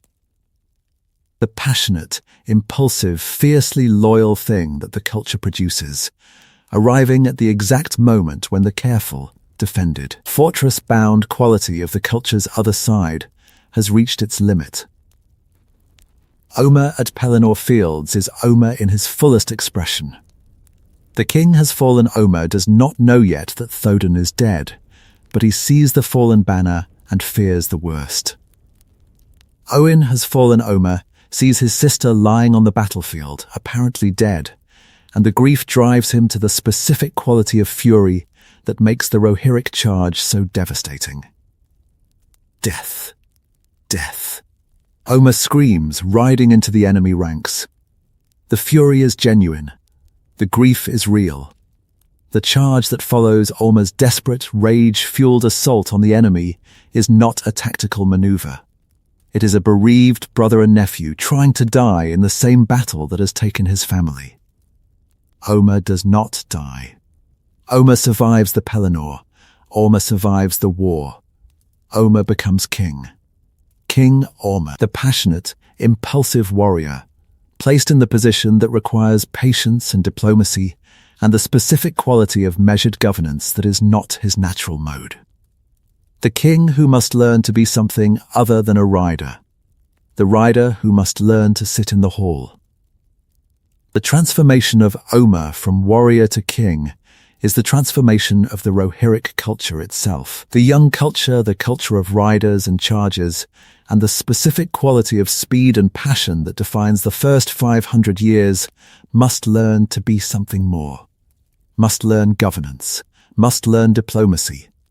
Must learn the specific quality of institutional thinking that the kingdom's next 500 years will require. Part 19. The Mirrors and Shadowfax. Shadowfax deserves his own section. Because Shadowfax is not simply a horse. Shadowfax is the argument. The argument is this: the mirrors, the great horses, the royal breed are the living proof that the horse culture's highest ideal is not a myth. The ideal says that the relationship between rider and horse can transcend the instrumental, can become a partnership of equals. A relationship in which the horse is not a tool, but a companion. Not a vehicle, but a being whose will and intelligence are engaged in the same enterprise as the riders. Shadowfax proves the ideal. Shadowfax understands human speech. Shadowfax makes choices. Shadowfax decides who to carry and who to refuse. The relationship between Shadowfax and Gandalf is not the relationship of a rider and a mount. It is the relationship of two beings of extraordinary capability who have chosen to work together. Shadowfax is the lord of all horses, the greatest of the mirrors, the last of the line that has served the kings of Rohan since the kingdom's founding. Shadowfax's choice to carry Gandalf rather than Théoden is not a rejection of the Rohirric kingship. It is a recognition that the wizard's mission transcends the kingship, that the fight against Sauron requires a partnership between the greatest horse and the greatest rider, regardless of the cultural conventions that would assign the horse to the king. Théoden gives Shadowfax to Gandalf. This is presented as a gift, but it is more than a gift. It is a recognition. Théoden, the king whose culture is built on the horse, gives the greatest horse to a being who is not of the culture. The gift is the culture acknowledging that the horse's choice, the Miras's independent judgment of who is worthy, is a higher authority than the culture's conventions.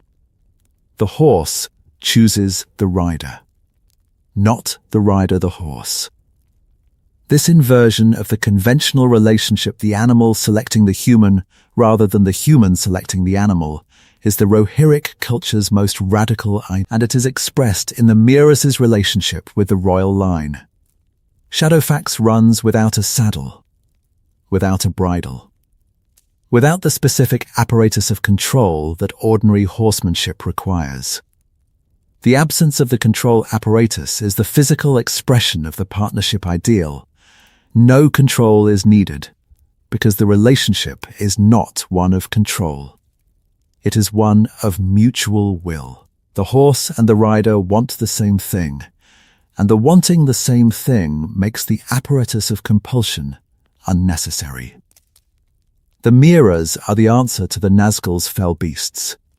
The fell beasts are dominated, forced to carry their riders through the Wraith Will's compulsion.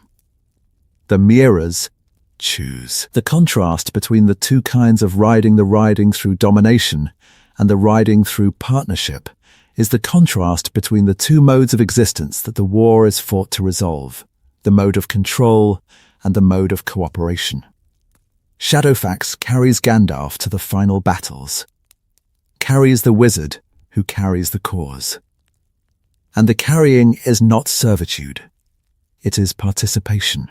The horse fights the war alongside the rider, as a partner in the enterprise, as a being whose will and intelligence are engaged in the same cause. This is what the Rohirric ideal means. This is what the 500 years of horse culture produced. Not domination of animals, partnership with them. Part 20. The Woses and the Hidden People. The Woses, the wild men of the Drayden Forest, appear briefly in the narrative and deserve attention because they reveal a dimension of the Rohirric story that the main narrative does not develop. The Woses are an ancient people, pre-Memrian, pre-Gondorian, a people so old that the recorded histories of the West do not adequately account for their origins. They live in the Drayden Forest, the dense woodland between the White Mountains and Minas Tirith, and they have lived there since before any of the kingdoms that currently surround them existed. The Woses are one of the peoples that Gondor displaced, one of the peoples that the Dínadain's expansion marginalized, one of the peoples whose ancestral territory was absorbed by an empire that regarded them as primitive and irrelevant. The Woses offer to guide the Rohirrim through the forest. Rinbudi Gen, the chief of the Woses, comes to Théoden and offers the hidden paths, the paths that the Woses know, and that no outsider has ever travelled. The paths will allow the Rohirrim to bypass the enemy's blockade and reach the Pelennor Fields without being detected. In exchange, Genburi Jain asks one thing: leave us alone. Stop hunting us. Stop treating us as animals. Acknowledge that we are people.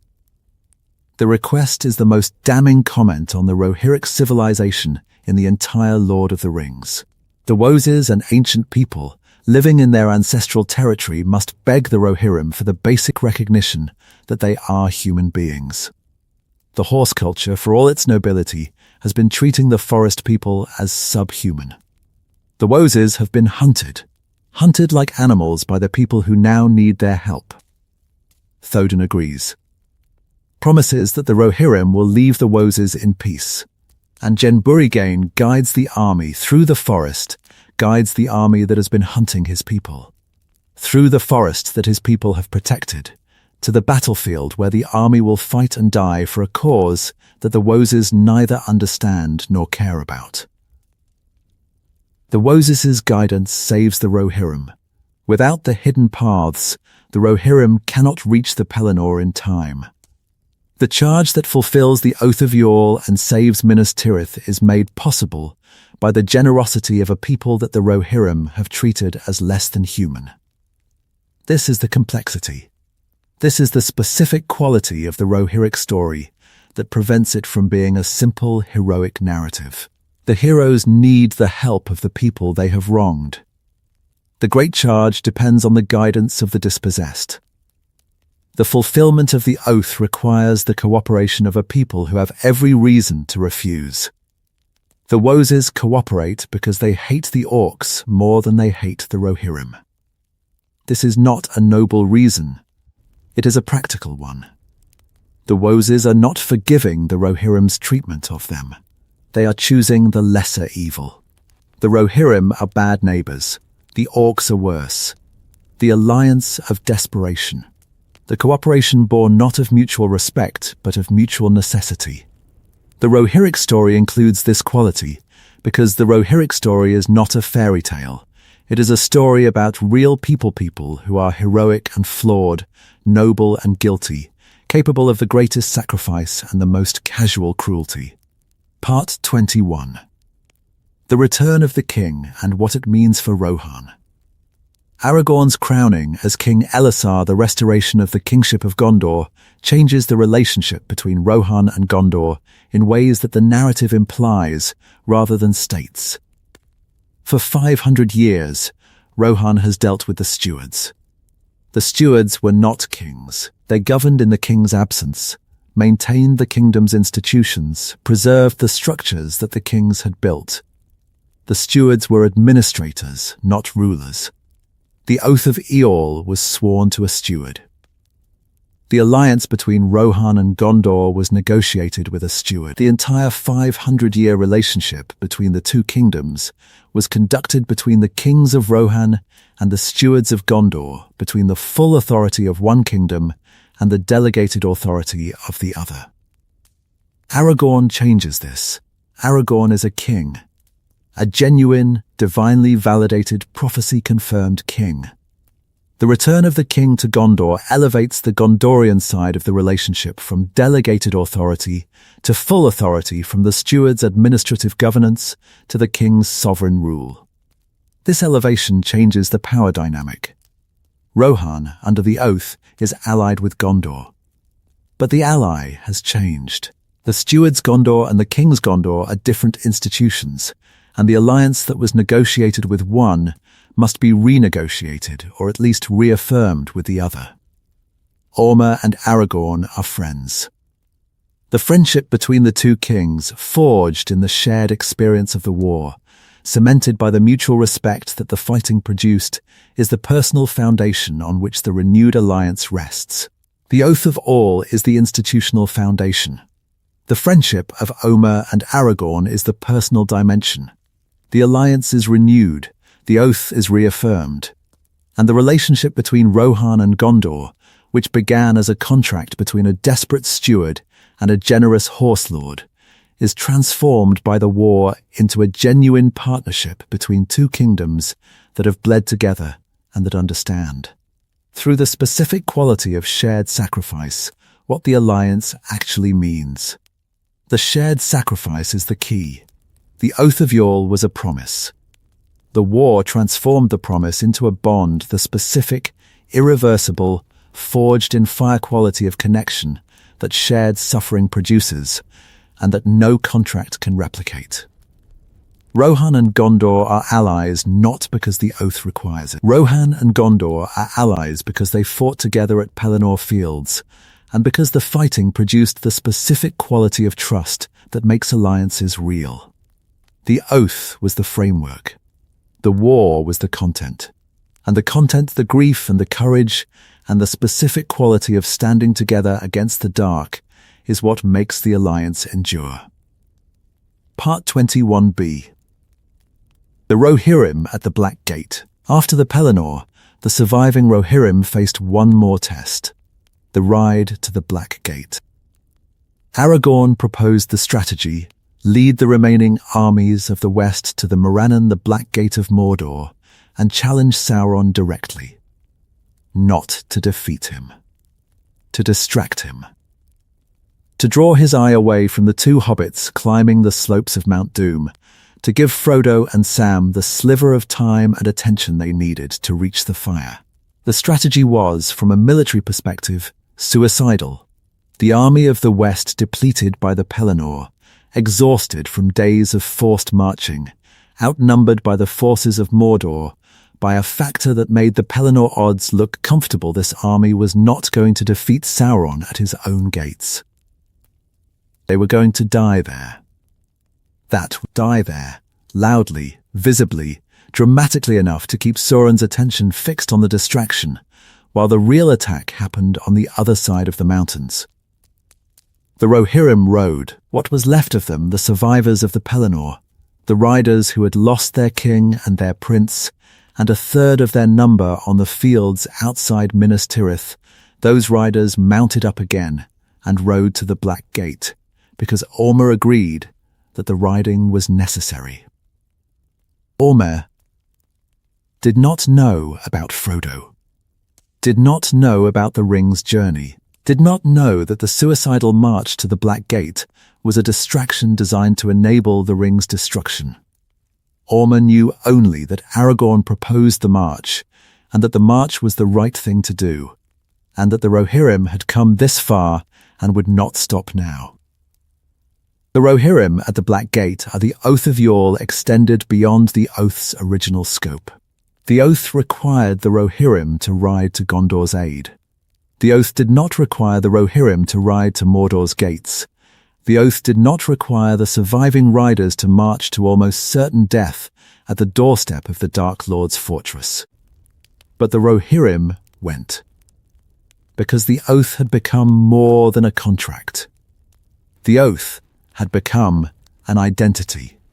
The people who ride, when called the people who charge at dawn, who keep their word, who answer the horn, those people do not stop at the edge of the contract. They ride on, past the contract's boundary, into the territory where the obligation is no longer legal but moral, no longer required but chosen. The Black Gate is the Rohirric character's final expression, the choice to ride further than the Oath requires, into danger greater than the Oath anticipated, for a cause larger than the Oath specified. The Rohirrim at the Black Gate are the Rohirrim at their most heroic because they are the Rohirrim at their most voluntary. Nobody required this ride. Nobody demanded this sacrifice. The riders chose, and the choosing, the free, uncompelled, oath-exceeding choosing, is the quality that makes the final ride the most profound expression of everything the Rohirric culture has built across its 500 years. Part 21c. What the Rohirrim learned at Pelennor. The Battle of the Pelennor Fields taught the Rohirrim something they had not known before, and the lesson was painful. Cavalry alone cannot win a modern war. The charge at dawn was devastating. The Rohirrim swept the northern half of the field, shattering the orc formations, scattering the siege lines, producing the specific quality of cavalry-driven chaos that the Rohirric military tradition was designed to create. For the first hour, the charge was everything the songs promised. Then, the Haradrim came, the Southrons, with their Makil, the great war elephants of the south, the massive beasts that no horse would approach. The Makil were the counter to the cavalry charge. The horses would not face them. The riders, whose entire military capability depended on the horses' willingness to charge, found themselves unable to attack the most dangerous formation on the field. The Rohirrim adapted, fought dismounted, used archers against the Makil, deployed the specific quality of tactical flexibility that the best cavalry forces develop when their primary mode of warfare is neutralized. But the adaptation was costly. The Rohirrim were not trained for dismounted combat the way they were trained for mounted combat. The dismounted fighting was improvisation-competent improvisation, but improvisation nonetheless. The battle was ultimately won not by the Rohirrim alone, but by the combination, the Rohirric cavalry, the Gondorian infantry, and Aragorn's arrival with the southern reinforcements. The three forces, operating together, achieved what no single force could have achieved alone. The lesson was clear. The age of pure cavalry was ending. The future would require combined arms cavalry and infantry, speed and staying power, the Rohirric mobility and the Gondorian depth. The alliance between the two kingdoms was not simply a political convenience. It was a military necessity. Omer learned this lesson. The king who rebuilt Rohan after the war rebuilt it with the understanding that the cavalry charge, however glorious, was not sufficient. The kingdom needed infantry, needed the specific quality of military diversity that the Pelennor had demonstrated. The Fourth Age Rohirrim were different from the Third Age Rohirrim because the Pelennor taught them what the songs could not, that the cavalry charge is one tool, not the only tool, and that the greatest warriors are the warriors who can adapt when their primary tool fails. Part 21d. The Rohirrim's count. After the Pelennor, the Rohirrim counted their dead.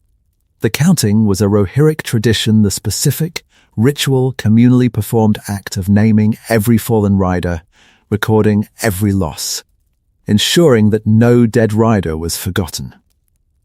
Of the 6,000 who rode from Dunharrow, approximately a third did not return. 2,000 riders, 2,000 horses, 2,000 individual human beings with families and homes and specific, irreplaceable lives dead on the fields outside Minas Tirith. The count includes Théoden, the 19th king of Rohan, the king who rode the charge, the king who kept the oath counted among the dead. The loss of the king changed the nature of the counting. The count was not simply a tally of losses. It was the count began under one king and ended under another. Omer counted the dead as king. His first act as king was the act of naming the fallen. The new reign began not with a coronation, but with a funeral, not with the celebration of the new, but with the mourning of the lost. This is the Rohirric way. The culture does not separate the celebration from the mourning. The new king is crowned in the shadow of the old king's death. The victory is celebrated in the presence of the dead. The triumph and the grief are the same event, experienced simultaneously, inseparable from each other. The Pelennor dead were buried on the field. Théoden's body was preserved and returned to Edoras for burial in the royal mounds. The ordinary riders were buried where they fell in the earth of Gondor, far from the grasslands of the Riddermark, far from the homes they rode out of and would never return to. The families received the news, the widows, the orphans, the mothers who had watched their sons ride away and who would wait for a return that would never come. The news travelled back to Edoras in the specific, devastating form that battlefield news always takes. The list of names, read aloud, each name a specific, individual, irreparable loss. The songs include the dead. The song of Théoden's charge, the song that would be composed after the war, the song that would be sung in Meduseld. For generations the song includes the dead. Names the dead. Preserves the dead in the specific, cultural, communally maintained memory that the oral tradition provides. The dead are not forgotten.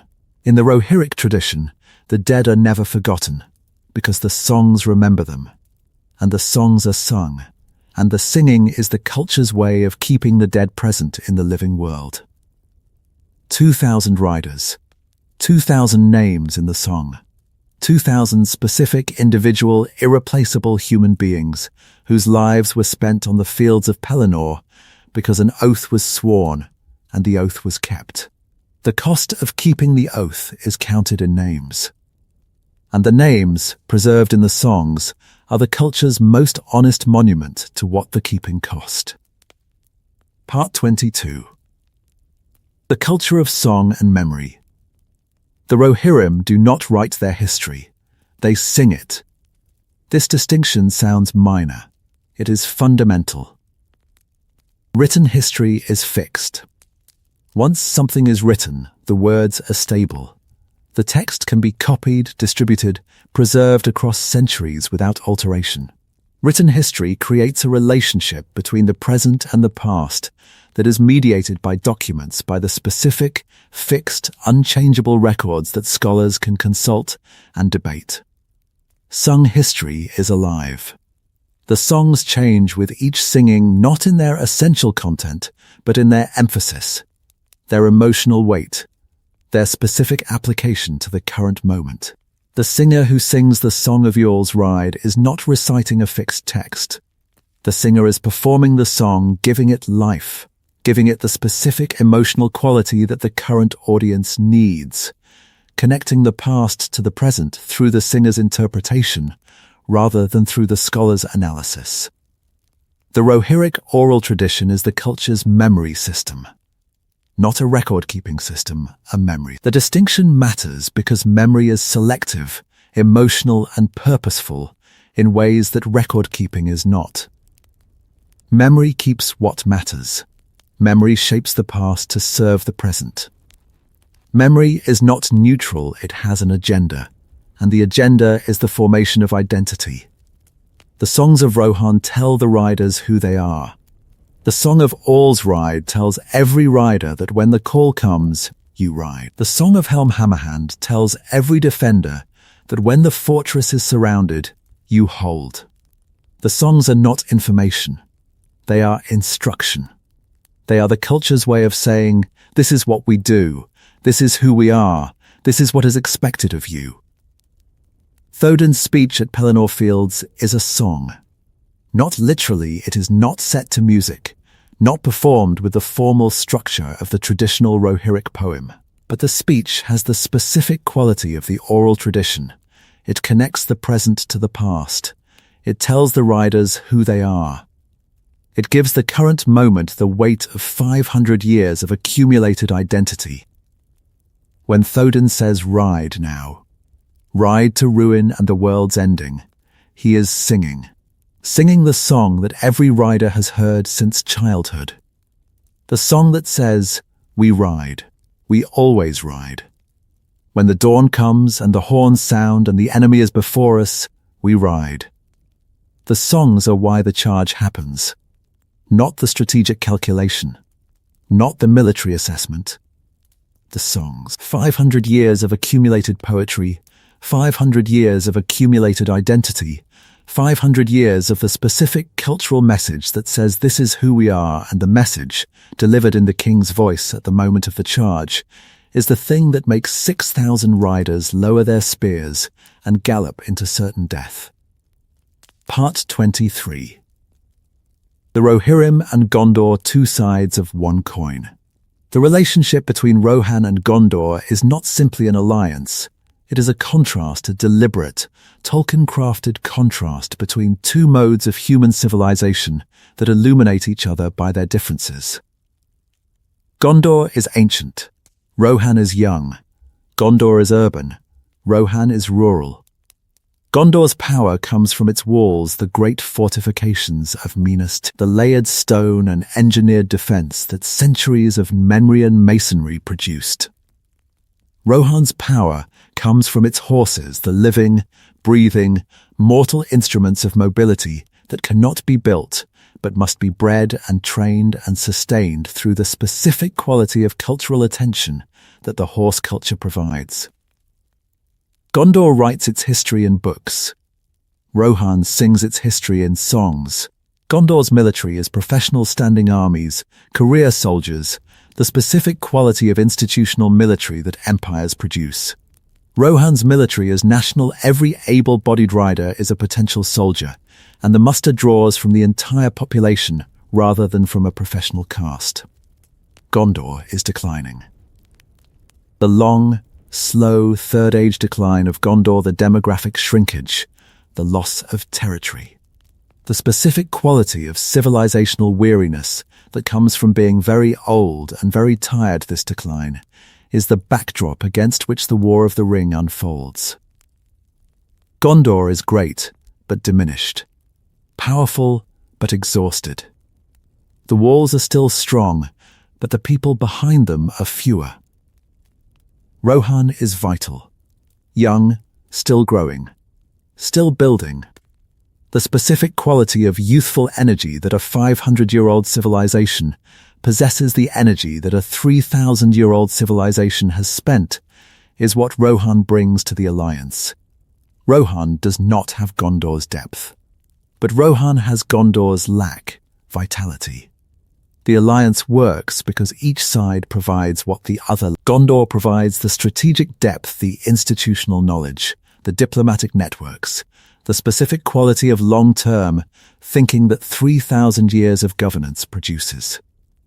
Rohan provides the tactical power, the mobile striking force, the speed of response, the specific quality of cavalry warfare that no other Western kingdom can match. Together, they are the Western defense. Apart, each is vulnerable. Gondor too slow, Rohan too young. Together, they are the combination that can stand against Mordor, the combination of ancient wisdom and youthful energy, of stone walls and fast horses, of written law and sung tradition. The combination is Tolkien's argument for the complementarity of civilizational types. Not all civilizations are the same. Not all human cultures produce the same virtues. The Gondorian virtues, patience, depth, institutional stability, are different from the Rohirric virtues, passion, speed, personal loyalty. But the virtues, combined, are greater than either alone. This is why the oath matters. The oath is the mechanism that keeps the combination alive, the promise that binds the young culture to the old culture, the horse people to the tower people, the sung tradition to the written tradition. The promise is the bridge between two kinds of human greatness that need each other to survive. Part 24. The Rohirrim and the Elves. The Rohirrim's relationship with the Elves is complicated and revealing, and it tells you something about the specific quality of the Rohirric identity that the main narrative does not fully develop. The Rohirrim fear the Elves, not in the way they fear the enemy.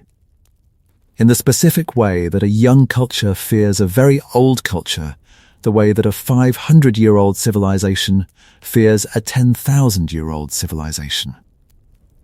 The Rohirrim call the Golden Wood of Lothlorien Dwymordine the Haunted Valley. They believe the Lady of the Wood Galadriel is a sorceress who ensnares travelers in her enchantment. This belief is not malicious. It is provincial.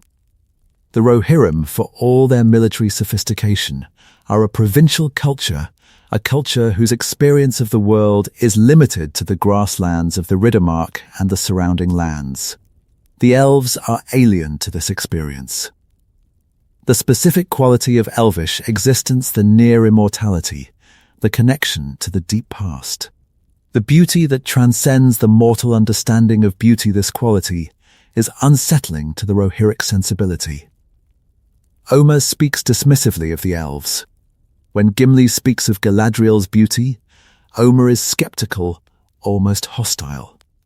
The hostility is not personal. It is cultural. The Rohirric identity is built on the specific quality of mortal life, the urgency. The specific value that comes from knowing your time is limited.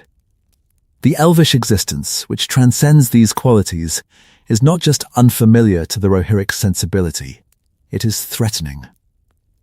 It suggests that the values the Rohirric culture is built on the mortal values of urgency and passion, and the specific quality of doing it now, because there may not be a tomorrow, are not the only valid values, are not the highest values, are perhaps the limited values of a limited people.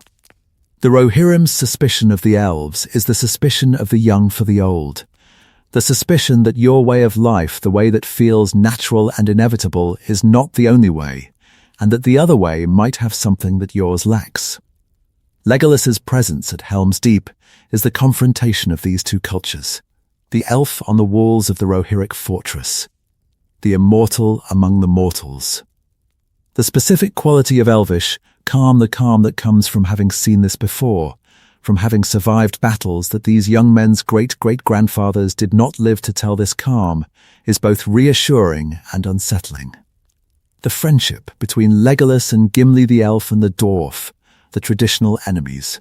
Finding common ground on the walls of Helm's Deep, this friendship happens in the context of the Rohirric culture, and the Rohirrim watch it with the specific quality of bewilderment that a provincial culture experiences when confronted with the complexity of the wider world. The Rohirrim learn from the elves at Helm's Deep. Not military lessons. The Rohirrim do not need military instruction from anyone. Cultural lessons. The lesson that the world is larger and older and more complex than the Riddermark. The lesson that allies can come from unexpected places. The lesson that the categories that define your world, the categories of friend and stranger, familiar, and us and them are not as stable as you thought. Part 25. Merry and the Rohirrim. Meriadoc Brandybuck's time among the Rohirrim is one of the most emotionally precise storylines in The Lord of the Rings, and it illuminates the Rohirric culture from the specific angle that only an outsider can provide. Merry is a hobbit. Small, not a warrior, not a rider, not a member of the culture in any meaningful sense. Merry is among the Rohirrim because circumstances placed him there, because the breaking of the fellowship sent him on a path that eventually brought him to Edoras and to Théoden's side. Théoden takes to Merry. The king and the hobbit develop a relationship that is one of the most quietly moving in the entire story, a relationship of mutual affection between a bereaved king who has lost his son and a small person who is far from home and terrified. Théoden calls Merry my esquire, gives Merry a place in his household, gives the hobbit a small sword and a pony and the specific quality of recognition that says, "You are one of us." Not a visitor, not a guest, one of us. The recognition is generous, and it is genuine, and it has limits. When the muster rides to war, Théoden tells Merry to stay behind. The hobbit is too small. The ride is too hard. The battle is too dangerous. Merry is not a warrior, and the war is not a place for non-warriors. The refusal is the cage. Owen's cage, applied to Merry. The culture that values riding above all things refuses to let the hobbit ride, because the hobbit does not fit the culture's image of a rider. The culture that values courage refuses to let the courageous hobbit express his courage in the mode that the culture Merry rides anyway. Owen takes him Dernhelm, the disguised warrior, the woman who has chosen to ride despite the culture's refusal, takes the hobbit who has been refused for the same reason. The two excluded beings, the woman and the hobbit, both too small in the culture's estimation, both denied the right to ride, they ride together. They fight together. And they kill the Witch King together. The killing is the culture's answer to its own exclusion. The beings the culture refused to let fight are the beings who accomplish the one thing the culture's warriors could not. The woman and the hobbit, the two categories that the Rohirric warrior culture placed outside the warrior class, those two categories produced the specific combination that destroyed the enemy's most powerful servant. Merry's blade, the barrow blade, the enchanted weapon from the Kingdom of Rohan, is not a Rohirric weapon.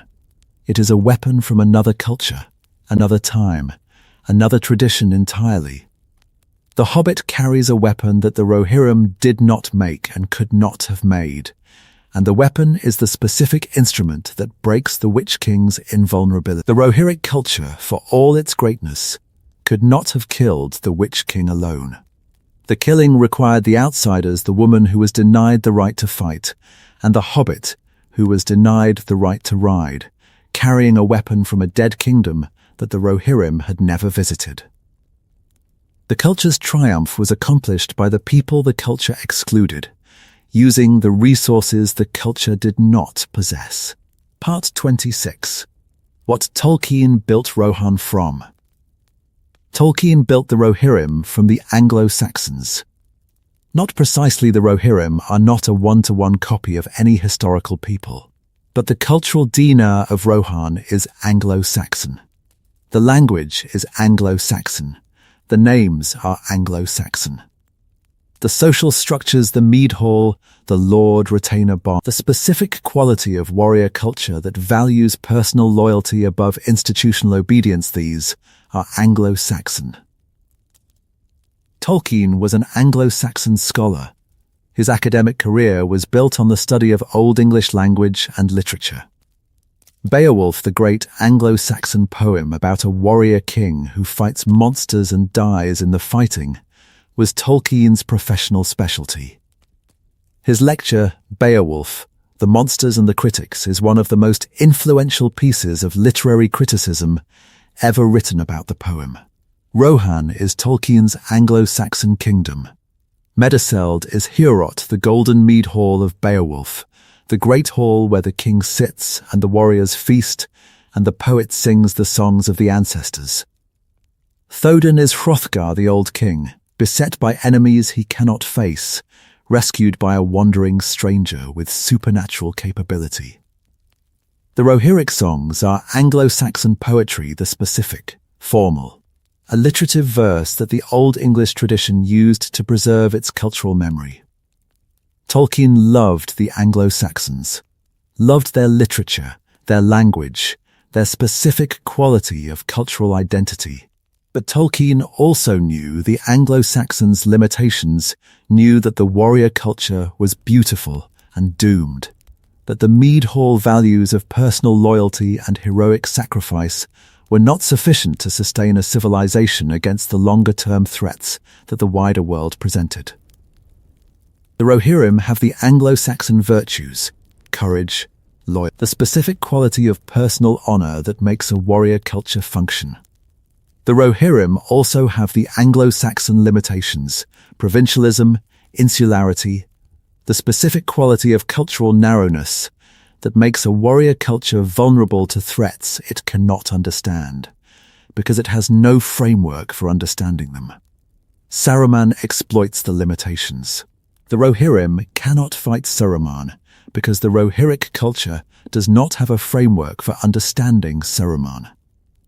The wizard is not a military enemy, he is a corrupter, an infiltrator, a being whose mode of warfare operates through institutional subversion rather than military confrontation.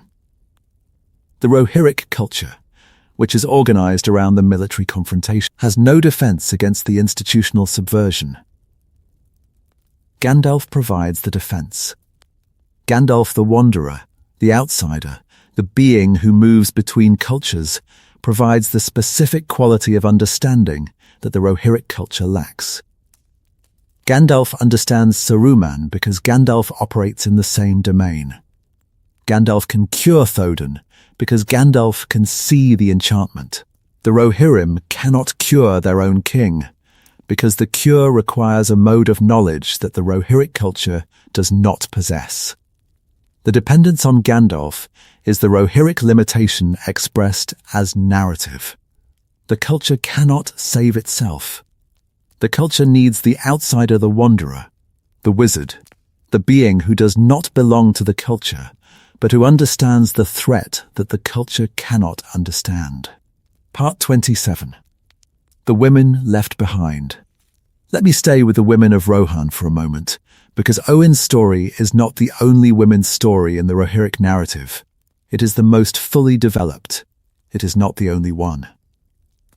When the riders ride to war, the women remain. The women guard the halls. The women tend the wounded. The women bury the dead. The women do the specific, essential, culturally invisible work that sustains the civilization, while the civilization's attention is focused on the riders and the charge. The women of Rohan are not passive. Owen is the most visible example of Rohirric women's martial capability, but she is not the only one. The culture trains its women to fight, trains them in arms, gives them the specific quality of military skill that may be needed if the riders fall and the enemy reaches the halls. The women are the last defense. When the riders are gone and the enemy approaches, the women of Rohan are the defenders of the children and the old. The shield maidens, the specific Rohirric institution of women warriors, are the culture's acknowledgement that the defense cannot always be left to the riders. But the shield maidens do not ride. This is the contradiction that Owen's story exposes. The culture trains its women to fight, but does not let them fight the way the men fight. The women are defenders, not attackers. Shields, not swords. The distinction is gendered, and it is culturally enforced, and it is the specific quality of limitation that Owen experiences as a cage. The women who are left behind when the riders ride to Pelennor, the women who stand at the gates of Dunharrow and watch 6,000 men disappear over the mountains, those women experience the war differently from the men. The men experience the charge. The women experience the waiting. The men experience the glory. The women experience the aftermath. The aftermath is the part of the war that the songs do not, the widows, the orphans, the specific quality of loss that arrives after the battle, after the charge, after the horns fall silent and the survivors count the dead.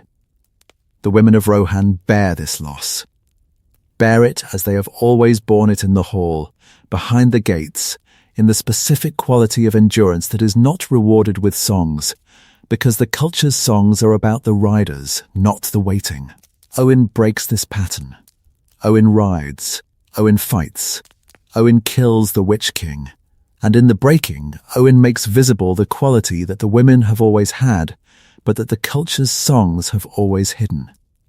The quality of courage that is as fierce, as real, as battle-ready as the rider's courage, but that the culture has confined to the walls of the hall.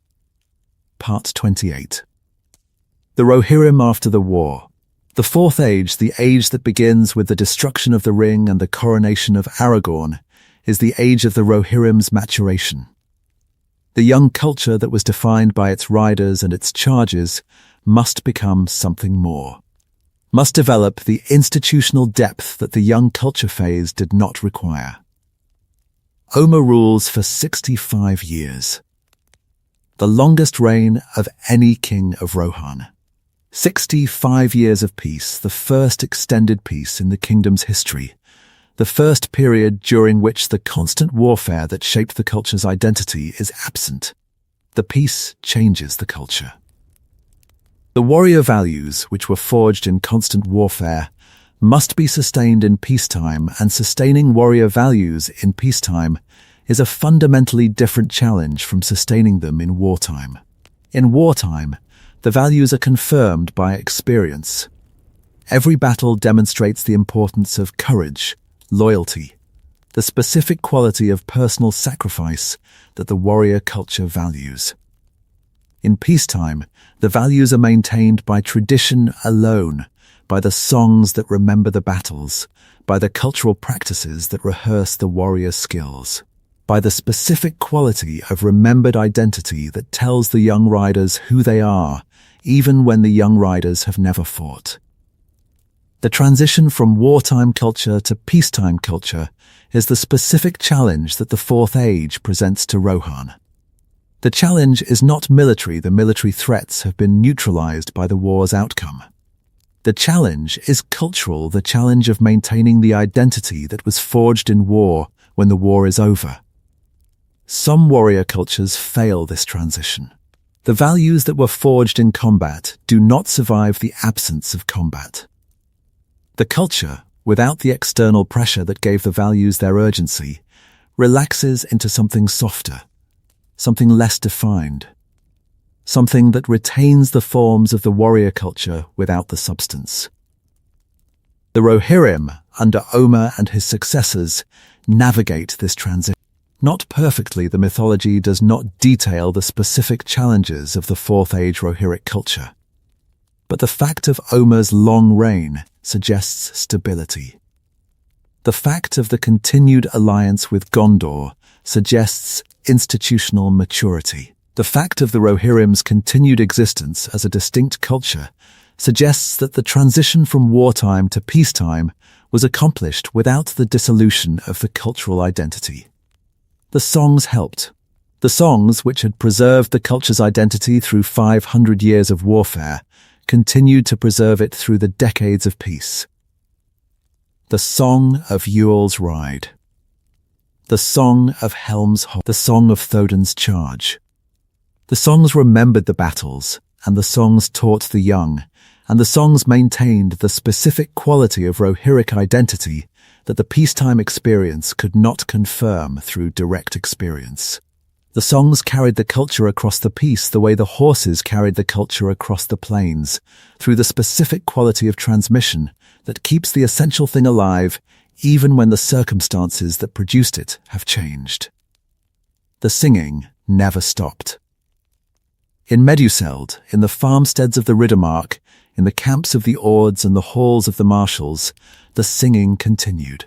The songs of the old wars, the songs of the old kings, the songs that told every young rider who they were and what they came from, and why the horses they rode and the spears they carried and the oath they had inherited were worth the keeping.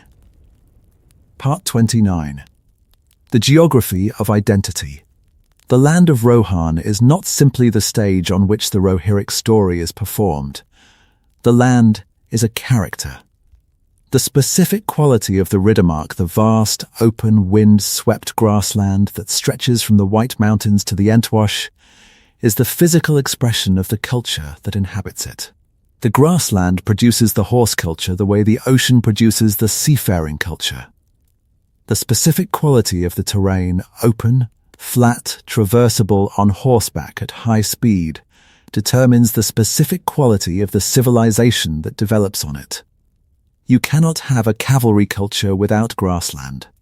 You cannot have the Rohirrim without the Riddermark. The Riddermark is bordered by mountains to the south, the White Mountains, the Ered Nimrais, the barrier that separates Rohan from Gondor.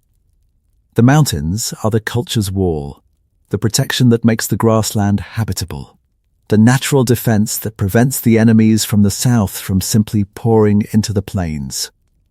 The Riddermark is bordered by forest to the north, Fangorn, the ancient woodland, the place the Rohirrim do not enter. The forest is the culture's mystery, the thing the Rohirrim do not understand and do not try to understand. The specific quality of otherness that the horse culture avoids, because the horse culture cannot operate in the forest, cannot ride among the trees, cannot charge through the undergrowth, cannot deploy the speed and mobility that defines the culture's military identity. The Riddermark is open to the east. The eastern net, the eastern grassland, stretches toward the borders, where the eastern enemies probe and raid. The openness is the culture's vulnerability. The flat terrain that makes cavalry warfare effective also makes the realm difficult to defend against determined invasion. The Rohirrim can respond quickly to threats across the Riddermark, but they cannot prevent the threats from arriving. The geography shapes the military strategy. The Ords patrol the borders. The marshals command the defensive sectors. The entire military organization is designed around the specific geographic reality of the Riddermark, a vast, open plain that can be traversed quickly on horseback, but that cannot be fortified along its entire perimeter.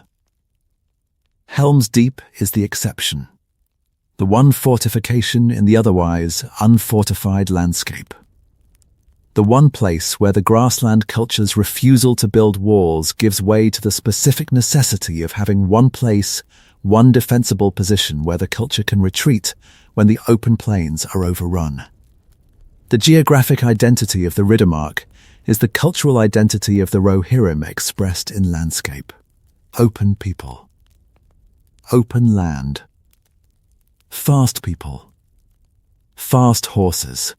A culture defined by its mobility and its exposure by the specific quality of living in a place that offers no hiding places, and that demands the willingness to meet every threat face to face. In the open, at the gallop. Part 30. The Rohirrim and their dead. The burial customs of the Rohirrim tell you everything about how the culture understands itself and its place in the world. The kings of Rohan are buried in mounds, the barrows that line the approach to Edoras. The green graves that stand in 2 rows along the road to Meduseld. The first line for the first dynasty. The second line for the second dynasty. The dead kings, buried in the earth of the kingdom they built, visible to every rider who approaches the Golden Hall. The barrows are not hidden, they are displayed. The dead kings are not concealed in underground vaults or locked in stone tombs. They are placed in the earth, covered with grass, and left in the open, visible, accessible, present in the landscape the way the living are present in the landscape. The Cymbalmin grows on the graves.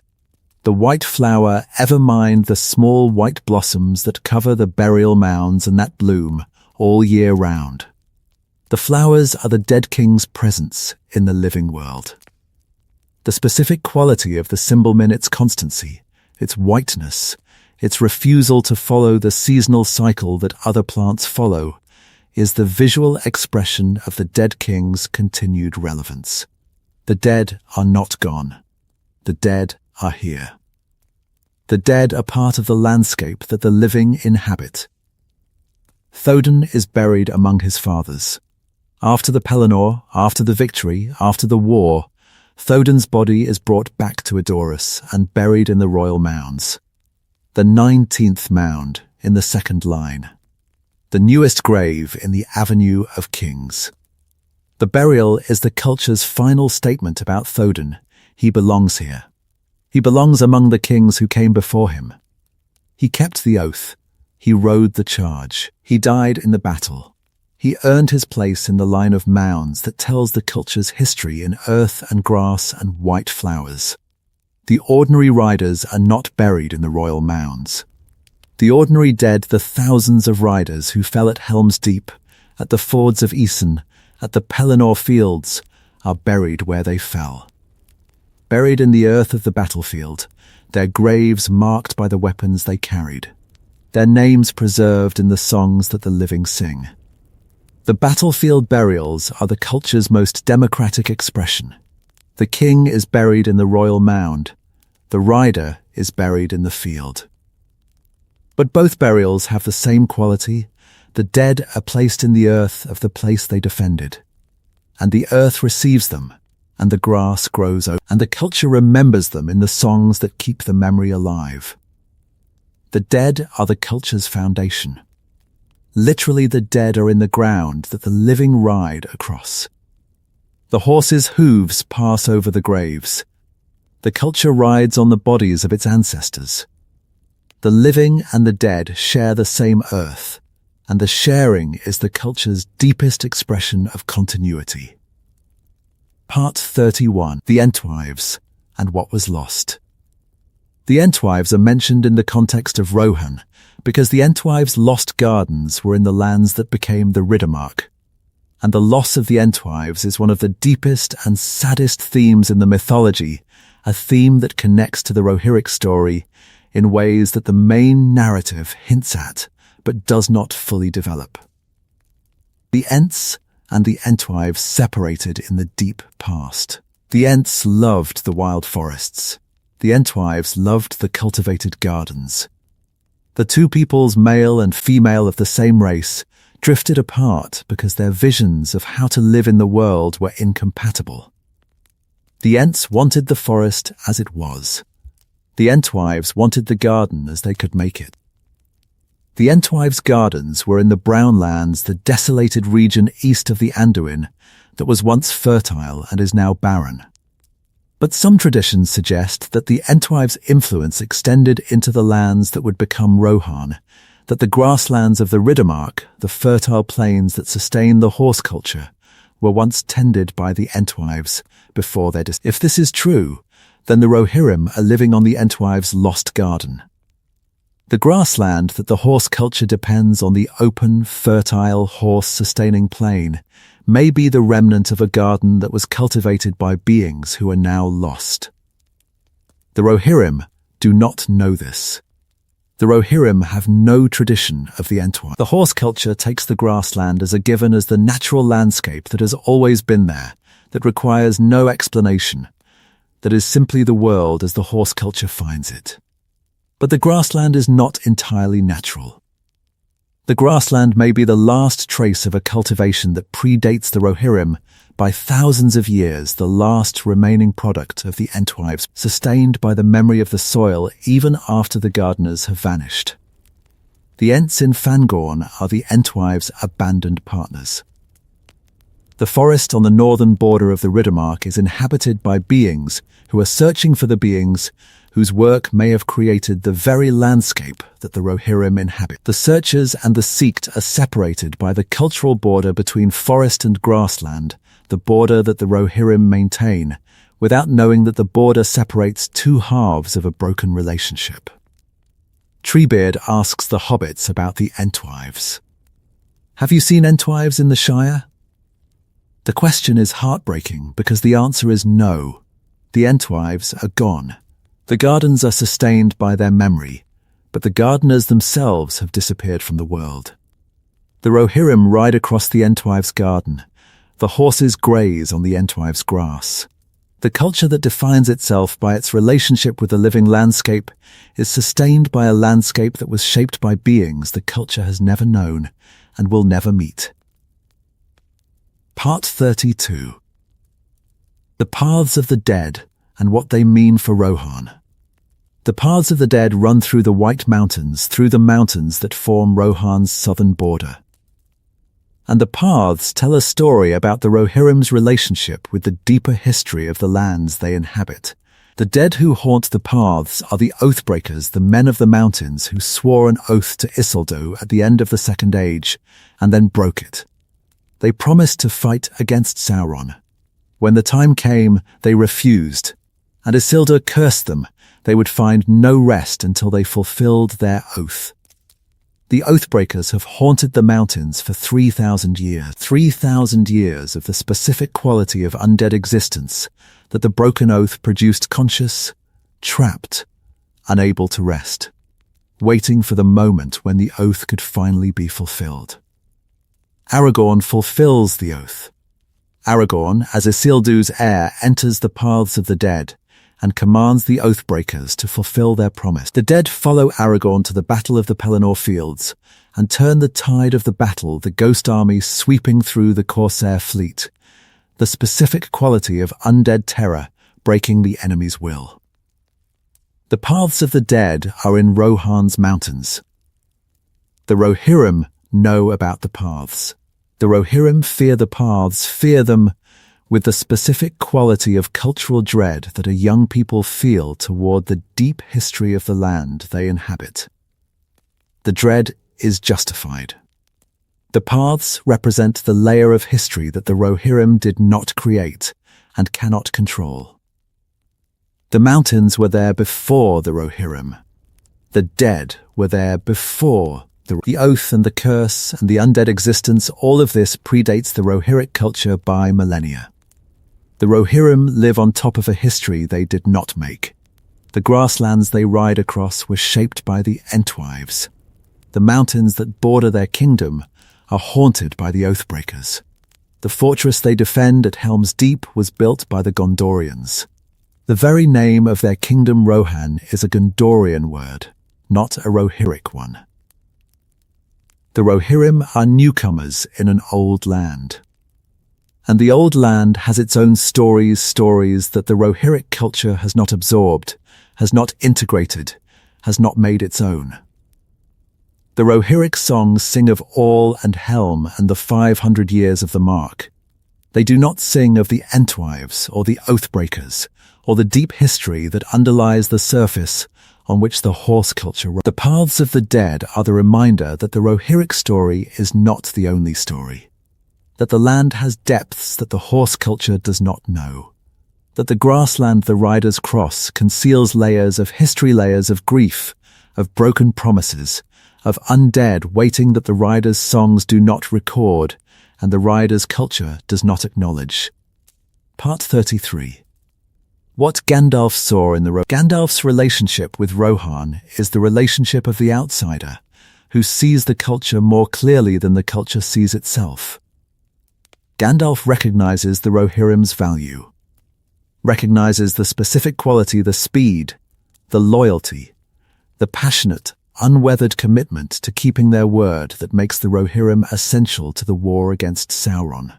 Gandalf chose Rohan as an ally not because Rohan was the strongest kingdom in the west, Gondor was stronger, but because Rohan was the most reliable. Reliability. This is what Gandalf sees in the Rohirrim that the Rohirrim do not see in themselves. The specific quality of a culture that keeps its promises, not because keeping promises is strategically advantageous, but because keeping promises is who they are. The Rohirrim keep the oath because the oath was sworn, not because the keeping is beneficial, because the swearing was sacred. Gandalf needs this quality. The strategy that will defeat Sauron depends on trust on the ability of multiple cultures, operating independently, separated by mountains and distance, and the specific quality of fog of war that prevents coordination. To act in concert because they trust each other to do their part. The Rohirrim can be trusted. This is their most valuable military capability, not the horses, not the charges, not the speed, the trust. The specific quality of being reliable that the culture produces through its 500 years of oath-keeping, and its songs of the ancestors' faithfulness. Gandalf cures Théoden because Gandalf needs the specific quality of Rohirric kingship that Théoden embodies when he is himself. Gandalf needs the king who will ride when called, needs the culture that will charge when the horns sound, needs the specific, Rohirric, oath-driven quality of we will come, because we said we would that no other kingdom in Middle-earth possesses with the same purity. The cure at Edoras is not just about saving Théoden. It is about saving the Alliance, about restoring the specific quality of Rohirric reliability that Saruman's operation had undermined. Without the Rohirrim, without the culture that rides when called and charges when the horns sound and keeps its word, because keeping its word is who they are, without this culture, the war against Sauron cannot be won. Gandalf sees this. Gandalf acts on it. And the acting the ride to Edoras, the confrontation with Gurma, the cure of the king, is the most strategically consequential thing Gandalf does in the entire War of the Ring. Not the confrontation with the Balrog, not the guidance of the Fellowship, the cure of Théoden. Because the cure restores the Rohirrim, and the Rohirrim win the war. Part 34. The Marshals and the Military Structure. The military structure of Rohan deserves specific attention because it reveals the specific quality of the Rohirric approach to governance, decentralized, personal, built on trust rather than bureaucracy. 3 Marshals. The first Marshal commands the forces around Edoras the King's muster, the central reserve, the riders who respond directly to the king's authority. The second Marshal commands the western forces, the defense of the Gap of Rohan, the border with Dunland and Isengard. The third Marshal commands the eastern forces, the defense of the Eastamnet, the border with the eastern enemies. The system is elegant. 3 commands, each with operational independence, each capable of responding to threats in their sector without waiting for orders from Edoras. The system gives the marshals the specific quality of tactical autonomy that a fast-moving cavalry force requires, the ability to make decisions in the field, at speed, without the delay that centralized command structures impose. But the system depends on the marshals, not on the system, on the specific, personal, individual quality of the men who hold the marshal's rank. If the marshals are competent and loyal, the system works brilliantly. The three commands operate as a unified defense, coordinated by the king but self-directed in their sectors. If the marshals are incompetent or disloyal, the system fails. The decentralization that gives the system its speed also gives it its vulnerability. During Théodon's incapacitation under Gráma's influence, the marshal system was corrupted. Theodred, the second marshal, was killed. Omer, the third marshal, was banished. The two operational commands, the western and eastern defences, were decapitated simultaneously, leaving the kingdom without the tactical leadership that the decentralized system requires. The corruption of the marshal system was Saruman's most strategically effective action, not the breeding of the Uruk-hai, not the construction of the war machine at Isengard. The corruption of the marshal system, the removal of the two competent marshals, the one through assassination and the other through political manipulation, this was the action that left Rohan defenseless at the moment when the attack came. The system recovered because the men recovered. Omer returned. New commanders stepped into the vacancies. The decentralized system, which had failed because its personnel were removed, recovered because new personnel filled the... This is the strength and the weakness of the personal system. The system is only as strong as the people in it. When the people are strong, when the marshals are competent, when the king is capable, when the personal bonds of loyalty that hold the system together are intact, the system is extraordinarily effective. When the people fail, when the king is incapacitated, when the marshals are removed, when the personal bonds are severed, the system fails, and there is no institutional infrastructure to catch the fall. Part 35. What the charge really means. We have discussed the charge at Pelennor Fields as a military event and as a cultural expression. Let me discuss it as a theological event, because the theology is the deepest layer. Tolkien's theology holds that the right action is the right action regardless of the outcome. The right thing to do is the right thing to do whether it succeeds or fails. The moral quality of an action is determined by the action itself, by the specific quality of the will that drives the action, not by the consequences that the action produces. Théodon's charge is the perfected expression of this theology. Théoden rides to Pelennor not because the ride will save Gondor. Théoden rides because the oath requires it. The ride is the right action. The outcome, victory, defeat, death, survival, is not the basis on which the action's rightness is assessed. Ride to ruin and the world's ending. The king explicitly acknowledges that the ride may end in ruin, may end in the world's ending. The king rides anyway, because the riding is right, because the oath was sworn, because the promise must be kept regardless of what the keeping costs. This theology is not unique to the Rohirrim. It is present throughout the mythology in Gandalf's willingness to face the Balrog, in Frodo's willingness to carry the ring, in Aragorn's willingness to lead the army to the Black Gate. The right action, performed regardless of the outcome, sustained by the specific quality of will that says, the rightness of the action is sufficient reason for the action, and no other reason is needed. But the Rohirrim embody this theology more purely than anyone else in the mythology. Because the Rohirric culture is built on the oath, and the oath is the pure expression of action for its own sake, I will ride because I swore to ride, not because the riding will succeed. Because the swearing requires the riding. The charge at Pelennor succeeds. The Rohirrim win the battle not alone, but their contribution is decisive. The charge that was undertaken without any guarantee of success produces the specific, military, strategically consequential outcome that the strategic calculation, could not. This is the theology's promise. The right action, performed for its own sake, produces consequences that exceed the action's own scope. The charge that was undertaken because the oath required, it produces the victory that the strategic assessment could not guarantee. The moral quality of the action, the specific quality of being done for the right reason, produces the practical consequence of success. The theology does not guarantee this outcome. The theology says, do the right thing because it is right. The theology does not say, do the right thing and you will succeed. The promise is not success. The promise is meaning. The right action, performed for its own sake, is meaningful, regardless of whether it succeeds.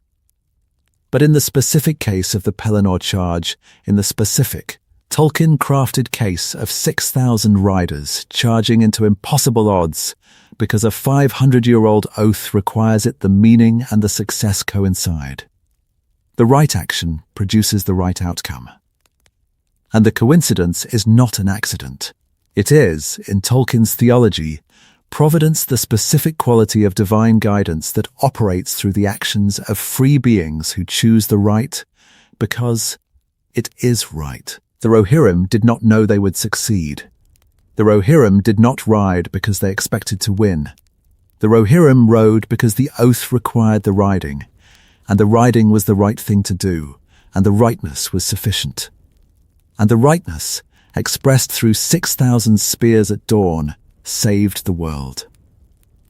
Part 36. The Horse Lords and the Gift of Death. The Rohirrim are mortal. This sounds obvious, they are men, and men die. But the mortality of the Rohirrim is not a background condition. It is the engine of the entire culture. The Rohirric sense of urgency, the specific quality of do it now, ride now, fight now that defines the culture's character, is the product of mortality. The riders know they will die, know their time is limited, know that the window of action is finite, and that the things they do must be done within the span that mortality allows. This urgency is absent in the elves. The elvish culture operates on a different timescale, a timescale that accommodates patience, that allows for the long view, that does not feel the pressure of the closing window. The elves can wait. The Rohirrim cannot. The Rohirric charge is the charge of beings who know they may die in the charging. The elvish archer fires from a position of relative immortality. The arrow may miss, but the archer will likely survive to fire again. The Rohirric spear is thrown by a being who knows that this throw may be his last. The urgency of the throw, the specific quality of commitment that the mortal warrior brings to the act of throwing, is the product of the mortality that the warrior knows is his condition. Tolkien identifies this urgency as a virtue, not a limitation of virtue. The specific quality of mortal engagement, the passionate, urgent, do-it-now quality that mortality produces, is a quality that the immortal elves lack, and that the immortal elves sometimes envy. The Rohirrim embody this virtue more completely than any other mortal culture in the mythology, because the Rohirric culture is built on the specific quality of mortal urgency, the culture of the charge, the culture of the dawn ride, the culture that says, we do not know if we will survive, but we will ride anyway, because the riding must be done now, in this moment by these riders, and there may not be another moment. This is the gift of death expressed as a culture. The gift is not long life. The gift is the specific quality of meaningful engagement that short life produces. The gift is urgency. The gift is the knowledge that your time is limited, and that the limitation gives your actions their specific quality of significance. The Rohirrim ride hard because they know they will die. The riding is meaningful because the riders are more, and the meaning, the specific, mortality-produced, urgency-driven meaning that the Rohirric culture expresses through its charges and its songs is the gift in its purest cultural expression. Part 37. Snowmane and the King's Horse. Snowmane is not Shadowfax. Snowmane is not Amira's. Snowmane is an ordinary horse extraordinary by the standards of the ordinary, but not supernatural. And Snowmane dies beneath Thodin. The death of Snowmane is as significant as the death of Thodin, because the horse and the king are, in the Rohirric value system, a single unit. The rider and the mount, the king and his horse. The partnership that defines the culture's highest expression of the relationship between human will and animal capability. Snowmane is killed by the fell beast. The Witch King's flying horror swoops, and the horse falls, and the king falls with the horse, and the horse falls on the king. The two die together, the horse crushed, the king crushed beneath the horse. The togetherness is in the Rohirric value system. The king and the horse are not separable. The king rides the horse carries the king. The partnership is the unit, and the unit's destruction is the destruction of both halves simultaneously. Snowmane is buried on the Pelennor. The horse's grave is marked. The inscription reads, "Faithful servant yet master's bane, Lightfoot's foal, swift Snowmane." The inscription acknowledges the paradox, the faithful servant whose death killed the master. The horse that served the king, and that, in falling, killed the king it served. The paradox is the Rohirric condition. The horse culture's greatest strength, the partnership between rider and mount, the specific quality of mutual dependence that makes the cavalry charge possible, is also the horse culture's greatest vulnerability. The rider depends on the horse. When the horse falls, the rider falls. The partnership that gives the culture its power is the partnership that destroys the culture's. Snowmane's grave on the Pelennor is the Rohirric culture's most honest monument. Not the monument to the king's glory, the monument to the specific quality of the horse culture's vulnerability. The dependence on the living, mortal, killable animal that carries the living, mortal, killable king into battle. Part 38. The Rohirrim and Saruman, what made them vulnerable. Let me be specific about why Saruman's operation succeeded against Rohan, because the success reveals the specific vulnerability that the Rohirric culture possessed, and that more sophisticated cultures might have resisted. The vulnerability was cultural simplicity. The Rohirric culture was organized around personal relationships, the bond between king and rider, between lord and servant, between friend and friend. The specific quality of these relationships, their directness, their emotional intensity, their dependence on personal trust rather than institutional safeguards, was the culture's greatest strength and its greatest vulnerability. When the relationships worked, when the king was strong, the lords were loyal, the trust was justified, the culture was extraordinarily effective. The personal bonds produced a quality of commitment that no institutional structure could replicate. The riders who charged at Pelennor charged because they trusted Thodin, because they loved their king, because the personal bond between the rider and the man who led them was stronger than the fear that the charge provoked.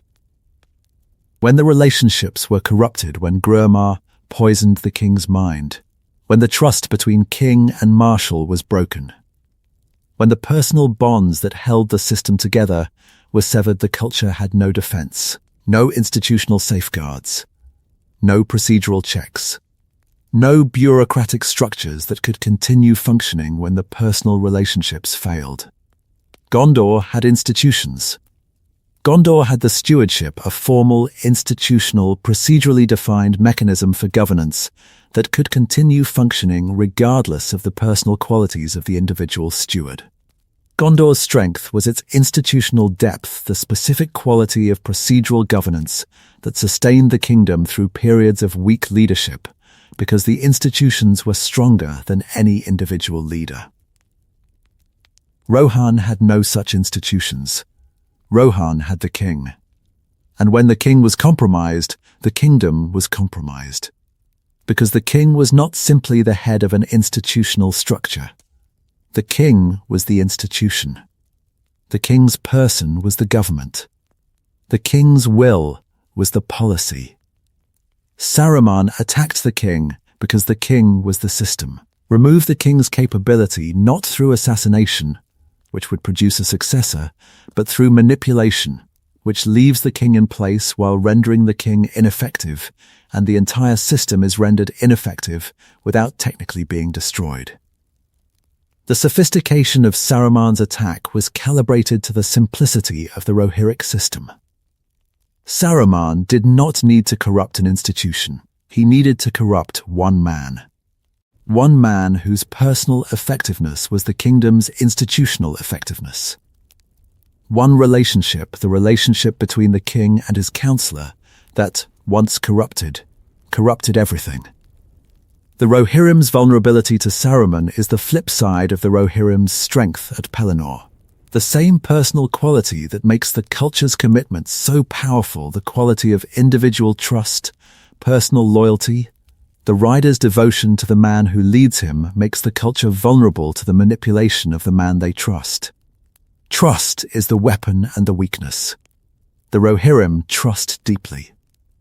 And the deep trust, when it is placed in the wrong person, when the counselor is Wormtongue. When the advisor is the enemy's agent, becomes the instrument of the culture's destruction. Part 39. The Horn of Helm Hammerhand. The horns of the Rohirrim deserve specific attention because the horns are more than instruments. They are the culture's voice. The Horn of Helm Hammerhand is the oldest and most significant of the Rohirric horns. The horn that Helm sounded in the darkness of the long winter, the horn whose sound made the Dunlending besiegers tremble, that horn has been preserved across the generations as the specific acoustic symbol of Rohirric defiance. The horn is sounded at Helm's Deep. When the dawn comes and the riders prepare for the final sortie, when Théoden and Aragorn ride out from the fortress into the Uruk High Army, the horn of Helm Hammerhand is sounded. The sound rolls across the deep, echoes from the mountains, carries the specific quality of cultural memory that the horn embodies.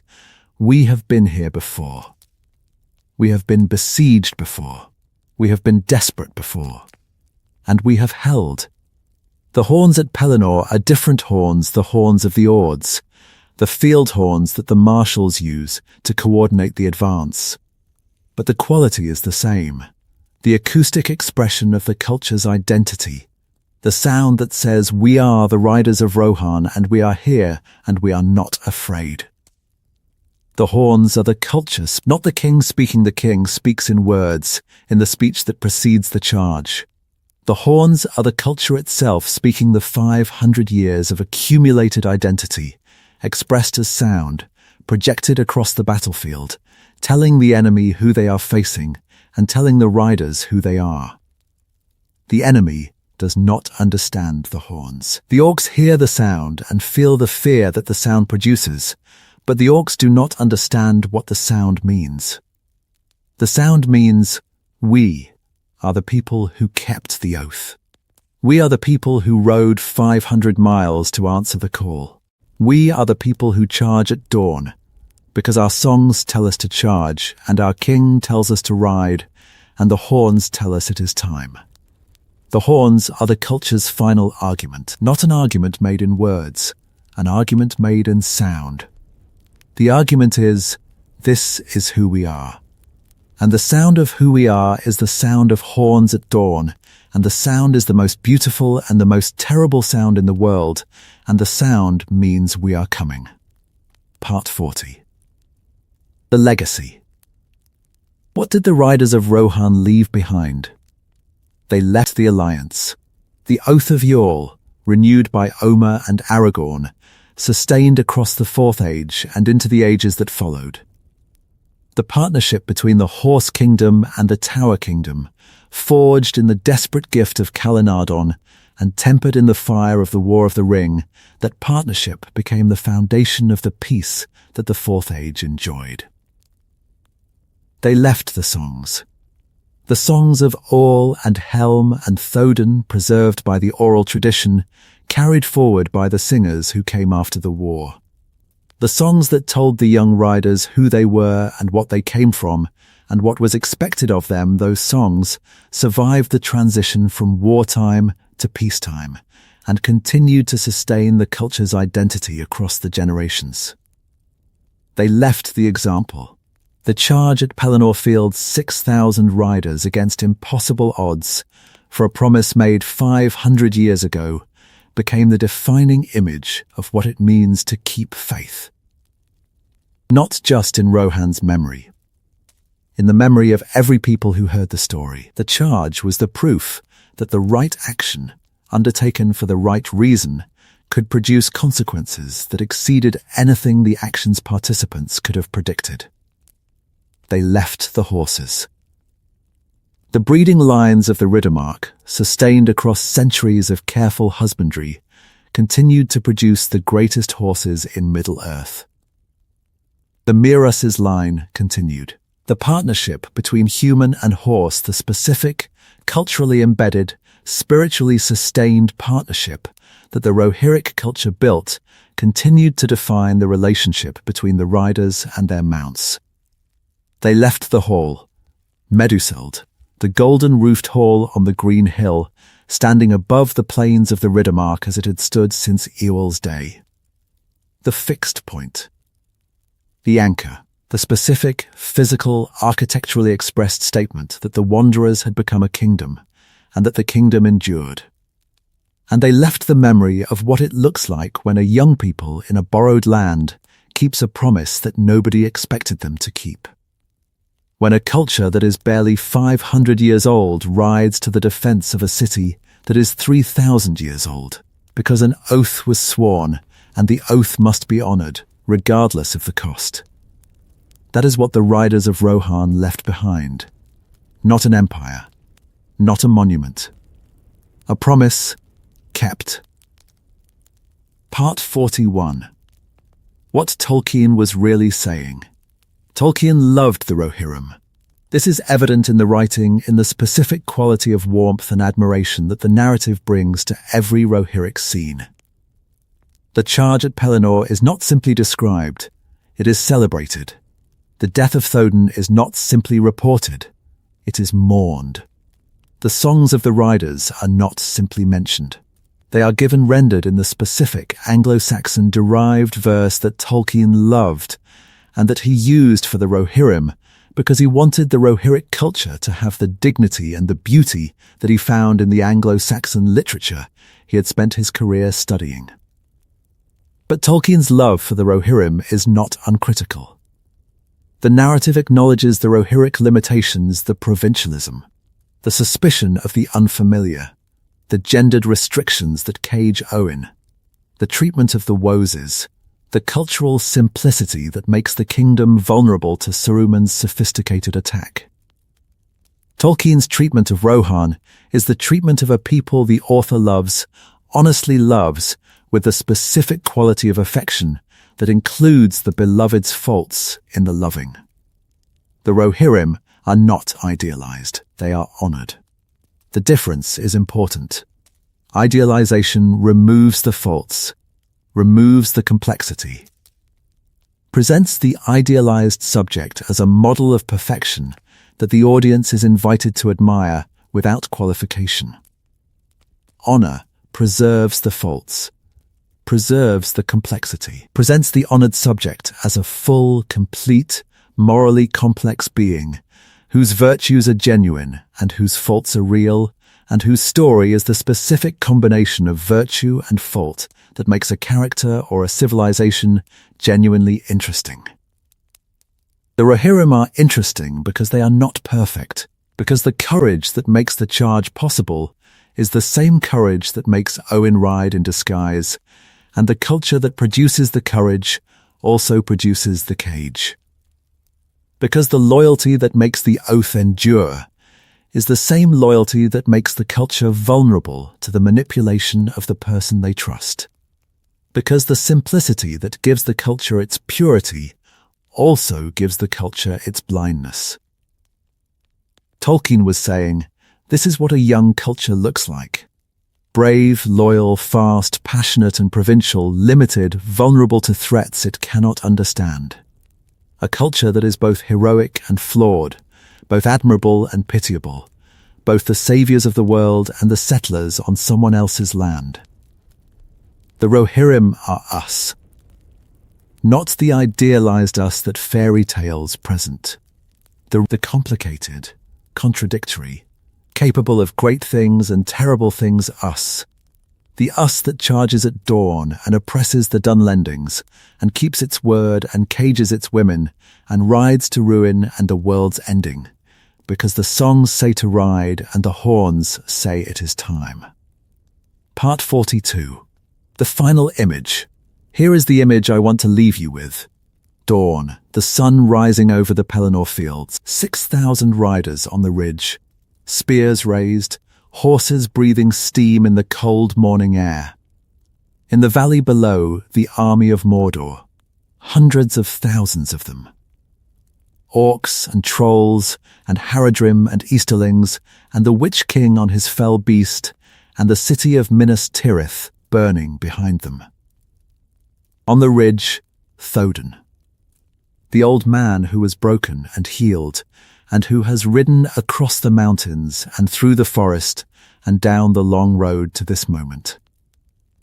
The king who has lost his son and found his courage, and who knows with the absolute certainty of a king who has seen his kingdom's history compressed into his own lifetime, that this is the moment the songs have been preparing for. The horns sound and 500 years of Rohirric history come to a point.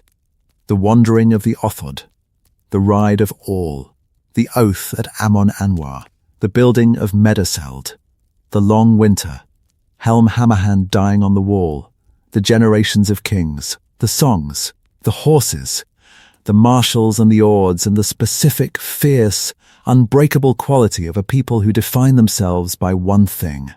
When the call comes, we ride. The call has come. They ride. Not because they will win. Not because the strategic calculation favors the charge. Not because the outcome is certain.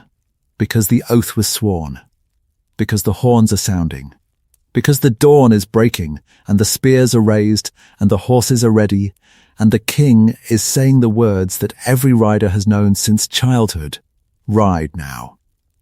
Ride now. Ride to ruin, and the world's ending. And they ride. 6,000 spears catching the morning light. The thunder of 12,000 hooves on the plain. The horns echoing off the mountains and rolling across the battlefield and reaching the burning city where the defenders look up and see the dawn and the riders and the golden banner of the mark flying in the wind. The oath of Yule, kept. 519 kings.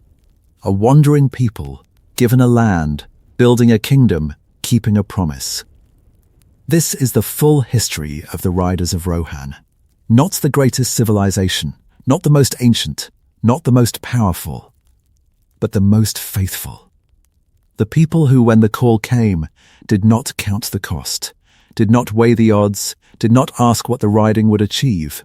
They rode. Because they said they would, because their fathers said they would, because their fathers' fathers said they would. 500 years of saying they would, distilled into one dawn, one charge, one moment of horns and thunder and golden light.